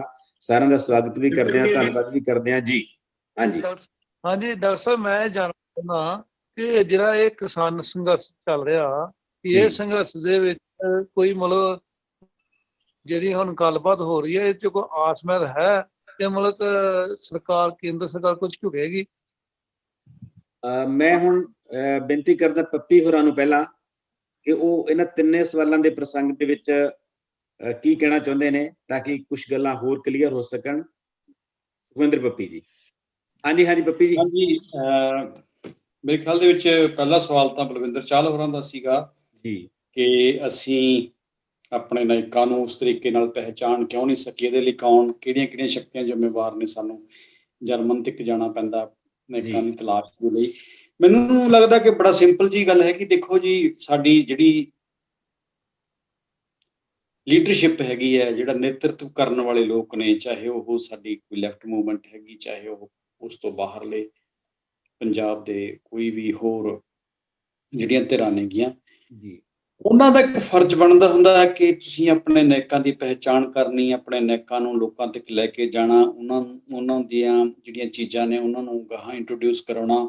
ਇਹਦੇ ਲਈ ਉਹਨਾਂ ਦਾ ਇੱਕ ਮੇਨ ਰੋਲ ਹੁੰਦਾ ਹੈ। ਮੈਨੂੰ ਲੱਗਦਾ ਕਿ ਸਾਡੀ ਜਿਹੜੀ ਪ੍ਰੋਗਰੈਸਿਵ ਮੂਵਮੈਂਟ ਸੀਗੀ ਪੰਜਾਬ ਦੀ ਜਾਂ ਇੰਡੀਆ ਦੀ, ਉਹਨੇ ਇਕੱਲਾ ਅਸੀਂ ਪੰਜਾਬ ਤੱਕ ਹੀ ਸੀਮਿਤ ਨਹੀਂ ਇਸ ਗੱਲ ਨੂੰ ਕਰ ਸਕਦੇ। ਮੈਨੂੰ ਲੱਗਦਾ ਕਿ ਜਿਹੜੀਆਂ ਸਾਡੀਆਂ ਹਿਸਟਰੀ ਦੀਆਂ ਬਹੁਤ ਸਾਰੀਆਂ ਚੀਜ਼ਾਂ ਨੇ ਜਿਹੜੀਆਂ ਸਾਡੇ ਰੂਟਸ ਦੇ ਨਾਲ ਜੁੜੀਆਂ ਹੋਈਆਂ ਨੇ, ਇੰਡੀਆ ਦੀਆਂ, ਸਾਡੀ ਆਪਣੀ ਇੰਡੀਆ ਦੇ ਜਿਹੜੇ ਸੰਸਕਾਰ ਸੀ, ਇੰਡੀਆ ਦੀਆਂ ਬਹੁਤ ਸਾਰੀਆਂ ਹੀ ਪੋਜ਼ਿਟਿਵ ਜਿਹੜੀਆਂ ਪਰੰਪਰਾਵਾਂ ਸੀਗੀਆਂ, ਅਸੀਂ ਉਹਨਾਂ ਨੂੰ ਮੈਨੂੰ ਲੱਗਦਾ ਕਿ ਬਹੁਤ ਲੰਮੇ ਸਮੇਂ ਤੱਕ ਇਗਨੋਰ ਕਰਦੇ ਰਹੇ ਹਾਂ। ਔਰ ਉਹਦੇ ਲਈ ਸਾਡੀ ਲੀਡਰਸ਼ਿਪ ਵੀ ਅਸੀਂ ਕਹਿ ਸਕਦੇ ਹੈਗੇ ਹਾਂ ਕਿ ਉਹ ਜਿਹੜੀ ਜ਼ਿੰਮੇਵਾਰ ਹੈ, ਜਿਹੜੀ ਅਸੀਂ ਨਾਇਕ ਜਿਹੜੇ ਆ ਉਹ ਅਸੀਂ ਬਾਹਰੋਂ ਤਲਾਸ਼ਣ ਦੀ ਕੋਸ਼ਿਸ਼ ਕਰਦੇ ਰਹੇ ਹਾਂ। ਮੈਨੂੰ ਲੱਗਦਾ ਕਿ ਸਾਨੂੰ ਆਪਣੇ ਨਾਇਕ ਆ ਜਿਹੜੇ ਉਹ ਆਪਣੀ ਧਰਤੀ ਦੇ ਵਿੱਚੋਂ ਹੀ ਤਲਾਸ਼ਣੇ ਚਾਹੀਦੇ ਨੇ। ਹੋਰ ਕਿਹੜਾ ਸਵਾਲ ਸੀਗਾ ਜੀ? ਦੂਜਾ ਸਵਾਲ ਸੀ ਕਿ ਸੰਘਰਸ਼ ਦਾ ਕੀ ਬਣੂਗਾ ਤੁਹਾਡੇ ਹਿਸਾਬ ਨਾਲ? ਮੇਰੇ ਖਿਆਲ ਦੇ ਵਿੱਚ ਇਹ ਕਹਿਣਾ ਕਿ ਇਸ ਸੰਘਰਸ਼ ਦਾ ਕੀ ਬਣੂਗਾ, ਇਹ ਬੜੀ ਸਮੇਂ ਤੋਂ ਪਹਿਲਾਂ ਦੀ ਗੱਲ ਹੈ ਕਿ ਕਿਸੇ ਵੀ ਸੰਘਰਸ਼ ਬਾਰੇ ਉਹਦਾ ਕੀ ਬਣੂਗਾ ਨਹੀਂ ਕਿਹਾ ਜਾ ਸਕਦਾ। ਆਪਾਂ ਕਹੀਏ ਕਿ ਫੇਲ ਹੋਊਗਾ ਸਫਲ ਹੋਊਗਾ, ਇਹ ਬਿਲਕੁਲ ਮੈਨੂੰ ਲੱਗਦਾ ਕਿ ਫਾਲਤੂ ਗੱਲ ਹੋਣੀ ਹੈ। ਜੇ ਕੋਈ ਇੱਦਾਂ ਦੀ ਕੋਈ ਵੀ ਭਵਿੱਖਬਾਣੀ ਨਹੀਂ ਕੀਤੀ ਜਾ ਸਕਦੀ। ਇਹ ਸਭ ਫਿਊਚਰ ਦੀਆਂ ਗੱਲਾਂ ਨੇ। ਕਿੰਨਾ ਕੁ ਲੋਕਾਂ ਦਾ ਇਸ ਸੰਘਰਸ਼ ਨੂੰ ਰਿਸਪੌਂਸ ਮਿਲਦਾ ਹੈਗਾ, ਕਿੰਨੇ ਕੁ ਲੋਕ ਦਿੱਲੀ ਦੇ ਖਿਲਾਫ ਖੜਨ ਦੇ ਲਈ ਤਿਆਰ ਹੁੰਦੇ ਨੇ, ਦਿੱਲੀ ਦੀ ਕੀ ਸਰਕਮਸਟੈਂਸਿਸ ਬਣਦੇ ਨੇ, ਉਹਦੀਆਂ ਪੋਲੀਟੀਕਲ ਕੰਪਲਸ਼ਨਸ ਜਿਹੜੀਆਂ ਕੀ ਬਣਦੀਆਂ ਨੇ, ਇਹ ਸਾਰੀਆਂ ਬਹੁਤ ਸੋ ਮੈਨੀ ਫੈਕਟਰ ਨੇ ਜਿਹੜੇ ਰਲ ਕੇ ਕਿਸੇ ਵੀ ਐਜੂਕੇਸ਼ਨ ਦੀ ਸਫਲਤਾ ਜਾਂ ਅਸਫਲਤਾ ਉਹ ਤੈਅ ਕਰਦੀਆਂ ਨੇ। ਉਹਦੇ ਬਾਰੇ ਫਿਊਚਰ ਹਲੇ ਇਸ ਤਰੀਕੇ ਨਾਲ ਕਹਿ ਦੇਣਾ ਕਿ ਉਹ ਸਫਲ ਹੋਊਗਾ ਜਾਂ ਨਹੀਂ ਹੋਊਗਾ, ਇਹ ਬੜਾ ਮੁਸ਼ਕਲ ਹੈ। ਪਰ ਸਾਨੂੰ ਮਤਲਬ ਇੱਕ ਆਸ ਰੱਖਣੀ ਚਾਹੀਦੀ ਹੈ ਕਿ ਜੋ ਅਸੀਂ ਆਪਣੀ ਜਿਹੜੀ ਇੱਕ ਵਿਰਾਸਤ ਨੂੰ ਦੇਖਦੇ ਹੋਏ ਅਸੀਂ ਆਸ ਕਰ ਸਕਦੇ ਹਾਂ ਕਿ ਉਹਦਾ ਸਫਲ ਜ਼ਰੂਰ ਹੋਊਗਾ, ਕਿਉਂਕਿ ਪੰਜਾਬ ਦੀ ਜਿਹੜੀ ਵਿਰਾਸਤ ਹੈ ਉਹ ਬਹੁਤ ਸਦੀਆਂ ਤੋਂ ਇਹ ਰਹੀ ਹੈ ਕਿ ਉਹਨੇ ਕਿਸੇ ਦੀ ਨਾਬਰੀ ਹੈ ਜਿਹੜੀ ਉਹ ਨਹੀਂ ਚੱਲੀ, ਉਹ ਝੁਕੀ ਨਹੀਂ ਹੈ, ਉਹ ਦਬੀ ਨਹੀਂ ਹੈ। ਇਸ ਕਰਕੇ ਇੱਕ ਆਸ ਕੀਤੀ ਜਾ ਸਕਦੀ ਹੈ ਕਿ ਉਹਦੀ ਸਫਲਤਾ ਜਿਹੜੀ ਉਸ ਪ੍ਰਸੰਗ ਦੇ ਵਿੱਚ ਜ਼ਰੂਰ ਛਿਪੀ ਪਈ ਹੈ। ਜੀ ਮਾਸਟਰ ਤਰਲੋਚਨ ਜੀ, ਆਖਰੀ ਕਮੈਂਟ ਕੀ ਕਰਨਾ ਚਾਹੁੰਦੇ ਹੁਣ ਸਾਰੇ ਇਸ ਗੱਲਬਾਤ ਦੇ ਉੱਤੇ? ਮੈਂ ਨਾ ਸਵਾਲਾਂ ਤੇ ਜ਼ਰੂਰ ਮੈਨੂੰ ਲੱਗਿਆ ਕਿ ਦਿਲਚਸਪ ਨੇ। ਜੀ। ਇੱਕ ਤਾਂ ਪੂਨੀਆ ਜੀ, ਚਹਿਲ ਸਾਹਿਬ, ਬੜੇ ਬੰਦੇ ਬਿਠਾਏ ਆ ਤੁਸੀਂ। ਜੇ ਨਾ ਪਤਾ ਹੁੰਦਾ ਮੈਂ ਸ਼ਾਇਦ ਪਹਿਲਾਂ ਹੀ ਨਰਵਸ ਹੋ ਜਾਂਦਾ। ਸਲਾਮ ਹੈ ਸਾਰਿਆਂ ਨੂੰ। ਇੱਕ ਹੈ ਕਿ ਕਾਮਰੇਡ ਕਿਉਂ ਵੱਡੇ ਆ ਗਏ, ਏਦਾਂ ਨਾ ਕਰੋ ਨਾ ਕਰੋ ਮੈਂ ਪਲੀਜ਼, ਏਦਾਂ ਨਹੀਂ ਕੋਈ ਗੱਲ, ਇਹੋ ਜਿਹੀ ਕੋਈ ਗੱਲ ਨਹੀਂ। ਮੈਂ ਬੇਨਤੀ ਇਹ ਕਰਨੀ ਸੀਗੀ ਕਿ ਮਾਰਕਸਵਾਦ ਦੇ ਕੋਲ ਵੈਸੇ ਤਾਂ ਕਿਸੇ ਗੱਲ ਦੀ ਕੁੰਡੀ ਖੋਲਣ ਦੇ ਲਈ ਦੋ ਚਾਬੀਆਂ ਨੇ। ਜਿਵੇਂ ਬੈਂਕ ਦੇ ਵਿੱਚ ਇੱਕ ਮੈਨੇਜਰ ਕੋਲ ਹੁੰਦੀ ਹੈ, ਇੱਕ ਦੂਜੇ ਕੋਲ ਹੁੰਦੀ ਹੈ। ਇੱਕ ਹੈਗਾ ਡਾਇਲੈਕਟੀਕਲ ਮਟੀਰੀਅਲਿਜ਼ਮ, ਇੱਕ ਹੈਗਾ ਹਿਸਟੋਰੀਕਲ ਮਟੀਰੀਅਲਿਜ਼ਮ। ਸਾਡਾ ਸਾਰੇ ਦਾ ਸਾਰਾ ਜ਼ੋਰ ਜਿਹੜਾ ਹੈਗਾ, ਮੈਨੂੰ ਭਾਗ ਸਿੰਘ ਸੱਜਣ ਤੋਂ ਬਿਨਾਂ ਕਿਸੇ ਦਾ ਕੁਝ ਵੀ ਨਹੀਂ ਮਿਲਦਾ, ਚਾਹੇ ਉਹਦੀ ਵੀ ਗੱਲ ਨਾਲ ਤੁਸੀਂ 100% ਸਹਿਮਤ ਨਾ ਹੋ ਸਕੋ, ਕਿ ਆਪਣੀ ਮਿੱਟੀ ਦੇ ਵਿੱਚੋਂ ਆਪਣੀ ਮਨਪਸੰਦ ਦੇ ਨਾ ਆਪਣੀ ਮਿੱਟੀ ਦੇ ਇਤਿਹਾਸ ਨੂੰ ਜਾਣਨਾ ਬਹੁਤ ਜ਼ਰੂਰੀ ਹੈ। ਉਹਨੂੰ ਡੀਕੋਡ ਕਰਨਾ ਬਹੁਤ ਜ਼ਰੂਰੀ ਹੁੰਦਾ ਹੈ। ਅਸੀਂ ਨਾ ਜਾਣ ਸਕੇ, ਨਾ ਸਮਝ ਸਕੇ, ਨਾ ਡੀਕੋਡ। ਇਹ ਦੋ ਚਾਬੀਆਂ ਤੋਂ ਬਿਨਾਂ ਇਹ ਜਿੰਦਾ ਖੁੱਲਣਾ ਨਹੀਂ। ਇਹ ਜਿੰਦਾ ਖੁੱਲਣਾ ਨਹੀਂ, ਚਾਹੇ ਆਪਾਂ ਹੁਣ ਵੀ ਧੁੱਲੀਆਂ ਨੇ ਮਾਰਦੇ। ਦੂਜਾ ਸੀਗਾ ਸੰਜੀਵਨ ਦਾ ਵੀ ਦਿਲਚਸਪ ਸਵਾਲ ਸੀ, ਮੈਂ ਬੇਨਤੀ ਉਹਨੂੰ ਵੀ ਕਰੂੰਗਾ। ਉਹਦਾ ਨਾਲ ਹੀ ਗੁਰਮੀਤ ਹੋਰਾਂ ਦਾ ਸਵਾਲ ਜੁੜਿਆ, ਉਹ ਬਣੂ ਕੀ। ਮੈਂ ਬੰਦਾ ਸਿੰਘ ਬਹਾਦਰ ਦੇ ਪ੍ਰਸੰਗ ਦੇ ਨਾਲ ਹੀ ਆਪਣੀ ਗੱਲ ਕਰਨੀ ਚਾਹੂੰਗਾ। ਦੇਖੋ ਕੀ ਕੋਇਨਸੀਡੈਂਸ ਹੈ ਕਿ ਬੰਦਾ ਸਿੰਘ ਬਹਾਦਰ ਪੰਜਾਬ ਆ ਜਾਂਦਾ ਹੈ, ਦਿੱਲੀ ਨੂੰ ਖਤਰਾ ਖੜਾ ਹੋ ਜਾਂਦਾ ਹੈ, ਤੇ ਬਾਦਸ਼ਾਹ ਬਹਾਦਰ ਸ਼ਾਹ ਜਿਹੜਾ ਹੈਗਾ ਉਧਰ ਹੀ ਲੜ ਰਿਹਾ ਸੀ ਨਾ, ਉਹ ਗੁਰੂ ਗੋਬਿੰਦ ਸਿੰਘ ਕੋਲ ਪਹੁੰਚ ਜਾਂਦਾ, ਉਹਨੂੰ ਪ੍ਰੈਸ਼ਰਾਈਜ਼ ਕਰਦਾ ਹੈ ਕਿ ਬੰਦਾ ਸਿੰਘ ਬਹਾਦਰ ਨੂੰ ਤੁਸੀਂ ਤੁਹਾਡੀਆਂ ਮੰਗਾਂ ਮੰਨ ਲਾਂਗੇ, ਹੈਨਾ, ਤੁਸੀਂ ਉਹਨੂੰ ਵਾਪਸ ਬੁਲਾ ਜੀ। ਗੁਰੂ ਗੋਬਿੰਦ ਸਿੰਘ ਕਹਿੰਦੇ ਵੀ ਤੈਨੂੰ ਪਹਿਲਾਂ, ਕਿਉਂਕਿ ਆੜੀ ਨੇੜਤਾ ਸੀਗੀ, ਮੌਜਮ ਸੀ ਨਾ ਅਸਲ ਚ ਤਾਂ ਇਹ ਜਿਹੜਾ ਬਾਦਸ਼ਾਹ ਬਣਦਾ ਹੈ। ਅੱਛਾ, ਉਹ ਕਹਿੰਦੇ ਵੀ ਤੈਨੂੰ ਪਹਿਲਾਂ ਵੀ ਤਾਂ ਅਸੀਂ ਦੱਸਿਆ ਸੀਗਾ ਕਿ ਇਹ ਜੋ ਜ਼ਾਲਮ ਨੇ, ਇਹਨਾਂ ਜ਼ਾਲਮਾਂ ਨੂੰ ਤੂੰ ਨਹੀਂ ਸਜ਼ਾ ਦਿੱਤੀ ਤੇ ਉਹ ਦੇਣਗੇ। ਉਹ ਕਹਿੰਦਾ ਮੈਂ ਆਪ ਹੀ ਦਊਂਗਾ, ਮੈਂ ਤੁਹਾਡੀਆਂ ਇੰਨੀਆਂ ਗੱਲਾਂ ਮੰਨ ਲੈਣਾ। ਜਿਹੜੀ ਤੁਹਾਨੂੰ ਮੈਨੂੰ ਲੱਗਦਾ ਕਈ ਵਾਰ ਮੈਂ ਜਦ ਪੜ੍ਹ ਰਿਹਾ ਸੀਗਾ, ਮੈਨੂੰ ਲੱਗਿਆ ਕਿ ਜਿਵੇਂ ਮੋਦੀ ਕਿਸਾਨਾਂ ਨਾਲ ਗੱਲ ਕਰ ਰਿਹਾ ਹੋਵੇ। ਕਿਆ ਬਾਤ ਹੈ। ਉਹ ਬਹਾਦਰ ਸ਼ਾਹ ਜ਼ਫਰ, ਉਹ ਸਾਰੇ, ਜੇ ਮੈਂ ਡਿਟੇਲ ਦੇਣ ਲੱਗ ਜਾ, ਮੇਰੇ ਕੋਲ ਹੈ ਪਰ ਮੈਂ ਜੇ ਦੇਣ ਲੱਗ ਜਾ ਤਾਂ ਲੰਬੀ ਹੋ ਜੂਗੀ। ਉਹ ਸਾਰੀਆਂ ਹੀ ਗੱਲਾਂ ਕਰਦਾ ਹੈ ਜੋ ਅੱਜ ਦੀ ਰਿਆਸਤ ਹੈ ਕਿਸਾਨ ਲੀਡਰਸ਼ਿਪ ਨਾਲ ਕਰਦੀ ਹੈ। ਪਰ ਸਦਕੇ ਗੁਰੂ ਗੋਬਿੰਦ ਸਿੰਘ ਦੇ ਆ ਜਿਹੜੀ ਲੀਡਰ ਕੀ ਹੁੰਦਾ, ਉਹ ਕਹਿੰਦੇ ਹੁਣ ਤਾਂ ਗੱਲ ਆਰਜਾਂ ਪਾਰ ਦੀ ਹੈ। ਇਹ ਵਕਤ ਸੀਗਾ, ਤੂੰ ਨਹੀਂ ਕੀਤਾ। ਜਦੋਂ ਰਾਜ ਇਨਸਾਫ ਨਹੀਂ ਕਰਦਾ ਤਾਂ ਲੋਕ ਆਪਣਾ ਇਨਸਾਫ ਲੈਣਾ ਜਾਣਦੇ ਨੇ, ਲੈਣਗੇ। ਕਿਆ ਬਾਤ। ਪਰ ਮੈਂ ਨਾ ਬੰਦਾ ਸਿੰਘ ਬਹਾਦਰ ਨੂੰ ਪਿੱਛੇ ਮੁੜਨ ਨੂੰ ਕਹਿਣਾ, ਤੇ ਜਿਹੜੀ ਇਸ ਤੁਹਾਡੀ ਸਲਤਨਤ ਦੀ ਹੋਣੀ ਹੈ ਨਾ, ਉਹ ਲਿਖੀ ਗਈ ਹੈ, ਕਿਉਂਕਿ ਤੁਸੀਂ ਇੰਨੇ ਜ਼ੁਲਮ ਕੀਤੇ ਨੇ, ਤੁਸੀਂ ਲੋਕਾਂ ਨਾਲ ਧੱਕਾ ਕੀਤਾ, ਗਰੀਬਾਂ ਦਾ ਜਿਹੜਾ ਮੂੰਹ ਚੋਂ ਨਿਵਾਲੇ ਖੋਏ ਨੇ, ਤੇ ਤੁਸੀਂ ਮੈਨੂੰ ਜਿੰਨਾ ਮਰਜ਼ੀ ਕਹੀ ਜਾਓ, ਜਿੰਨਾ ਮਰਜ਼ੀ ਵਾਅਦੇ ਦਾਅਵੇ ਕਰੀ ਜਾਓ, ਹੈਨਾ, ਹੋ ਸਕਦਾ ਉਹਨੇ ਵੀ ਮਤਲਬ ਡਿਨਰ ਕੀਤਾ ਹੋਵੇ ਜੀ ਜਾਂ ਲੰਚ ਕੀਤਾ ਹੋਵੇ, ਹੈ ਨਾ। ਪਰ ਗੁਰੂ ਗੋਬਿੰਦ ਸਿੰਘ ਨੇ ਉਹ ਐਜੀਟੇਸ਼ਨ, ਉਹ ਬੰਦਾ ਸਿੰਘ ਬਹਾਦਰ ਦਾ ਜਿਹੜਾ ਇੱਕ ਪ੍ਰਸੰਗ ਸੀਗਾ, ਇਤਿਹਾਸ ਏਦਾਂ ਦਾ ਨਾ ਹੁੰਦਾ ਜੇ ਗੁਰੂ ਗੋਬਿੰਦ ਸਿੰਘ ਹੋਰੀ ਵੀ ਕਿਤੇ ਮਤਲਬ ਕਮਜ਼ੋਰੀ ਦਿਖਾ ਜਾਂਦੇ, ਜਿਹੜੇ ਨਹੀਂ ਸੀ ਦਿਖਾਉਣੀ ਉਹਨਾਂ ਨੇ। ਪਰ ਮੈਨੂੰ ਲੱਗਦਾ ਹੈ ਕਿ ਸੱਤਾ ਨੇ ਏਦਾਂ ਹੀ ਕਰਨਾ ਹੁੰਦਾ ਹੈ, ਲੜਨ ਵਾਲਿਆਂ ਨੇ ਏਦਾਂ ਹੀ ਕਰਨਾ ਹੁੰਦਾ ਜਿਵੇਂ ਲੜ ਰਹੇ ਨੇ। ਬਿਲਕੁਲ ਲੀਡਰਸ਼ਿਪ ਦਾ ਰੋਲ ਉੱਥੇ ਹੁੰਦਾ ਹੈ ਕਿ ਕੀ ਲੀਡਰਸ਼ਿਪ ਦੇ ਲੱਤਾਂ ਤੇ ਨਹੀਂ ਕੰਬਦੀਆਂ, ਕੀ ਲੀਡਰਸ਼ਿਪ ਨੇ ਕਿਵੇਂ ਸੋਚਿਆ। ਅੱਜ ਦੇ ਦਿਨ ਤੱਕ ਲੀਡਰਸ਼ਿਪ ਰਾਈਟ ਜਾ ਰਹੀ ਹੈ ਮੇਰੀ ਉਹਦੇ ਵਿੱਚ, ਹੈ ਨਾ। ਕਾਸ਼ ਬਾਦਸ਼ਾਹ ਨਾਲ ਮੀਟਿੰਗ ਜਿਹੜੀ ਆ ਉਹਦੇ ਚੋਂ ਵੀ ਸਫਲ ਹੋ ਕੇ ਇਹ ਦੋਵਾਂ ਨੇ ਦੋਸਤੋ ਵਕਤ ਹੁਣ ਇਜਾਜ਼ਤ ਨਹੀਂ ਦਿੰਦਾ ਕਿ ਆਪਾਂ ਹੋਰ ਗੱਲ ਨੂੰ ਕੰਟੀਨਿਊ ਕਰੀਏ, ਪਰ ਗੱਲਾਂ ਇੱਥੇ ਮੁੱਕਦੀਆਂ ਨਹੀਂ ਹੈਗੀਆਂ। ਮੁੱਖ ਤੌਰ ਤੇ ਜਿਹੜੀ ਗੱਲ ਤੇ ਫੋਕਸ ਹੋਇਆ ਕਿ ਆਓ ਆਪਣੀ ਮਿੱਟੀ ਦੇ ਨਾਇਕਾਂ ਨੂੰ ਤਲਾਸ਼ੀਏ। ਸਾਡੇ ਕੋਲੇ ਬਹੁਤ ਵੱਡੇ ਨਾਇਕ ਨੇ, ਸਾਡੇ ਕੋਲੇ 10 ਗੁਰੂ ਸਾਹਿਬਾਨਾਂ ਦੀ ਪਰੰਪਰਾ ਹੈ, ਸਾਡੇ ਕੋਲੇ ਬੰਦਾ ਬਹਾਦਰ ਦੀ ਪਰੰਪਰਾ ਹੈ, ਸਾਡੇ ਕੋਲੇ ਦੁੱਲੇ ਦੀ ਪਰੰਪਰਾ ਹੈ, ਸਾਡੇ ਕੋਲੇ ਕਦਰ ਲਹਿਰ ਦੀ ਪਰੰਪਰਾ ਹੈ, ਸਾਡੇ ਕੋਲੇ ਪਗੜੀ ਸੰਭਾਲ ਜੱਟਾ ਲਹਿਰ ਦੀ ਪਰੰਪਰਾ ਹੈ, ਸਾਡੇ ਕੋਲੇ ਮੁਜ਼ਾਹਰਾ ਲਹਿਰ ਦੀ ਪਰੰਪਰਾ ਹੈ, ਸਾਡੇ ਕੋਲੇ ਨਕਸਲ ਵਾਲੀ ਲਹਿਰ ਦੀ ਪਰੰਪਰਾ ਹੈ, ਤੇ ਹੋਰ ਬਹੁਤ ਸਾਰੀਆਂ ਪਰੰਪਰਾਵਾਂ। ਜੇ ਪੰਜਾਬ ਤੋਂ ਬਾਹਰ ਜਾਈ, ਜਿਵੇਂ ਪਹਿਲਾਂ ਗੱਲ ਕੀਤੀ ਸੀ, ਸਾਡੇ ਕੋਲੇ ਬਿਰਸਾ ਮੁੰਡਾ ਦੀ ਪਰੰਪਰਾ ਹੈ, ਸਾਡੇ ਕੋਲੇ ਨੀਲੀ ਬਾਰ ਦੀ ਪਰੰਪਰਾ ਹੈ। ਇਹ ਸਾਰੀਆਂ ਪਰੰਪਰਾਵਾਂ ਕਿਤੇ ਨਾ ਕਿਤੇ ਸਾਡੇ ਪਿਛੋਕੜ ਦੇ ਵਿੱਚ ਪਈਆਂ ਨੇ ਤੇ ਸਾਨੂੰ ਮੋਟੀਵੇਟ ਕਰਦੀਆਂ ਨੇ। ਲੋੜ ਇਸ ਗੱਲ ਦੀ ਹੈ ਕਿ ਅਸੀਂ ਇਹਨਾਂ ਨੂੰ ਤਲਾਸ਼ ਸਕੀਏ, ਅਸੀਂ ਇਹਨਾਂ ਨੂੰ ਸਮਝ ਸਕੀਏ, ਇਹਨਾਂ ਨੂੰ ਜਾਣ ਸਕੀਏ। ਜਦੋਂ ਅਸੀਂ ਨਾਇਕ ਬਾਹਰੋਂ ਤਲਾਸ਼ ਕਰਦੇ ਹਾਂ ਤਾਂ ਉਦੋਂ ਬਹੁਤ ਕੁਝ ਸਾਡੇ ਕੋਲੋਂ ਇਹੋ ਜਿਹਾ ਸਕਿਪ ਹੋ ਜਾਂਦਾ ਹੈ ਜਿਹਦੇ ਨਾਲ ਅਸੀਂ ਆਪਣੇ ਲੋਕਾਂ ਨੂੰ ਮੋਟੀਵੇਟ ਨਹੀਂ ਕਰ ਸਕਦੇ ਹੈਗੇ, ਕਿਉਂਕਿ ਲੋਕਾਂ ਨੂੰ ਮੋਟੀਵੇਟ ਕਰਨ ਵਾਸਤੇ ਆਪਣੀ ਮਿੱਟੀ ਦੇ ਨਾਇਕਾਂ ਨੂੰ ਸਾਹਮਣੇ ਲਿਆਉਣਾ ਬਹੁਤ ਜ਼ਰੂਰੀ ਹੁੰਦਾ ਹੈ। ਉਹੀ ਸਾਡੇ ਸੰਘਰਸ਼ ਨੂੰ ਮੋਟੀਵੇਟ ਕਰ ਸਕਦੇ ਨੇ। ਸੋ ਅੱਜ ਜਿਸ ਤਰ੍ਹਾਂ ਦੇ ਸੰਘਰਸ਼ ਦੇ ਵਿੱਚ ਪੰਜਾਬ ਪਿਆ ਹੋਇਆ ਜਾਂ ਪੰਜਾਬ ਰਾਹੀਂ ਪੂਰਾ ਦੇਸ਼ ਪੈਣ ਜਾ ਰਿਹਾ, ਆਉਣ ਵਾਲੇ ਸਮੇਂ ਦੇ ਵਿੱਚ ਅਸੀਂ ਦੁਆ ਕਰਦੇ ਹਾਂ ਤੇ ਉਹਦੇ ਵਿੱਚ ਇਹਨਾਂ ਨਾਇਕਾਂ ਵੱਲ ਵਾਰ-ਵਾਰ ਪਰਤਣਾ, ਇਹਨਾਂ ਨਾਇਕਾਂ ਨੂੰ ਸਮਝਣਾ, ਇਹਨਾਂ ਨਾਇਕਾਂ ਨੂੰ ਮੂਹਰੇ ਲਿਆਉਣਾ, ਇਹਨਾਂ ਨਾਇਕਾਂ ਦੀ ਦੇਣ ਨੂੰ ਯਾਦ ਕਰਨਾ ਅੱਜ ਦੇ ਦੌਰ ਦੀ ਬਹੁਤ ਵੱਡੀ ਲੋੜ ਹੈ ਤੇ ਬਹੁਤ ਵੱਡੀ ਪ੍ਰਸੰਗਿਕਤਾ ਹੈ। ਤਰਲੋਚਨ ਜੀ ਤੁਹਾਡਾ ਬਹੁਤ-ਬਹੁਤ ਧੰਨਵਾਦ। ਸੁਖਵਿੰਦਰ ਪੱਪੀ ਜੀ ਤੁਹਾਡਾ ਬਹੁਤ-ਬਹੁਤ ਧੰਨਵਾਦ। ਬਾਕੀ ਸਾਰੇ ਦੋਸਤ ਦਵਿੰਦਰ ਪੂਨੀਆ ਜੀ, ਸੰਜੀਵਨ ਜੀ, ਗੁਰਮੀਤ ਜੀ, ਬਲਕਾਰ ਸਿੱਧੂ ਜੀ ਤੇ ਹੋਰ ਬਹੁਤ ਸਾਰੇ ਦੋਸਤ ਜਿਹੜੇ ਸਾਡੇ ਨਾਲ ਜੁੜੇ ਨੇ, ਉਹਨਾਂ ਸਾਰਿਆਂ ਦਾ ਬਹੁਤ-ਬਹੁਤ ਧੰਨਵਾਦ। ਜਲਦੀ ਇਹਦਾ YouTube ਲਿੰਕ ਕ੍ਰੀਏਟ ਕਰਕੇ ਵੀ ਤੁਹਾਨੂੰ ਸਾਂਝਾ ਕਰ ਦਿੱਤਾ ਜਾਊਗਾ ਸੋਸ਼ਲ ਮੀਡੀਆ ਤੇ ਆਸ ਹੈ ਕਿ ਤੁਸੀਂ ਇਸ ਪ੍ਰੋਗਰਾਮ ਦੇ ਨਾਲ ਜੁੜਦੇ ਰਹੋਗੇ।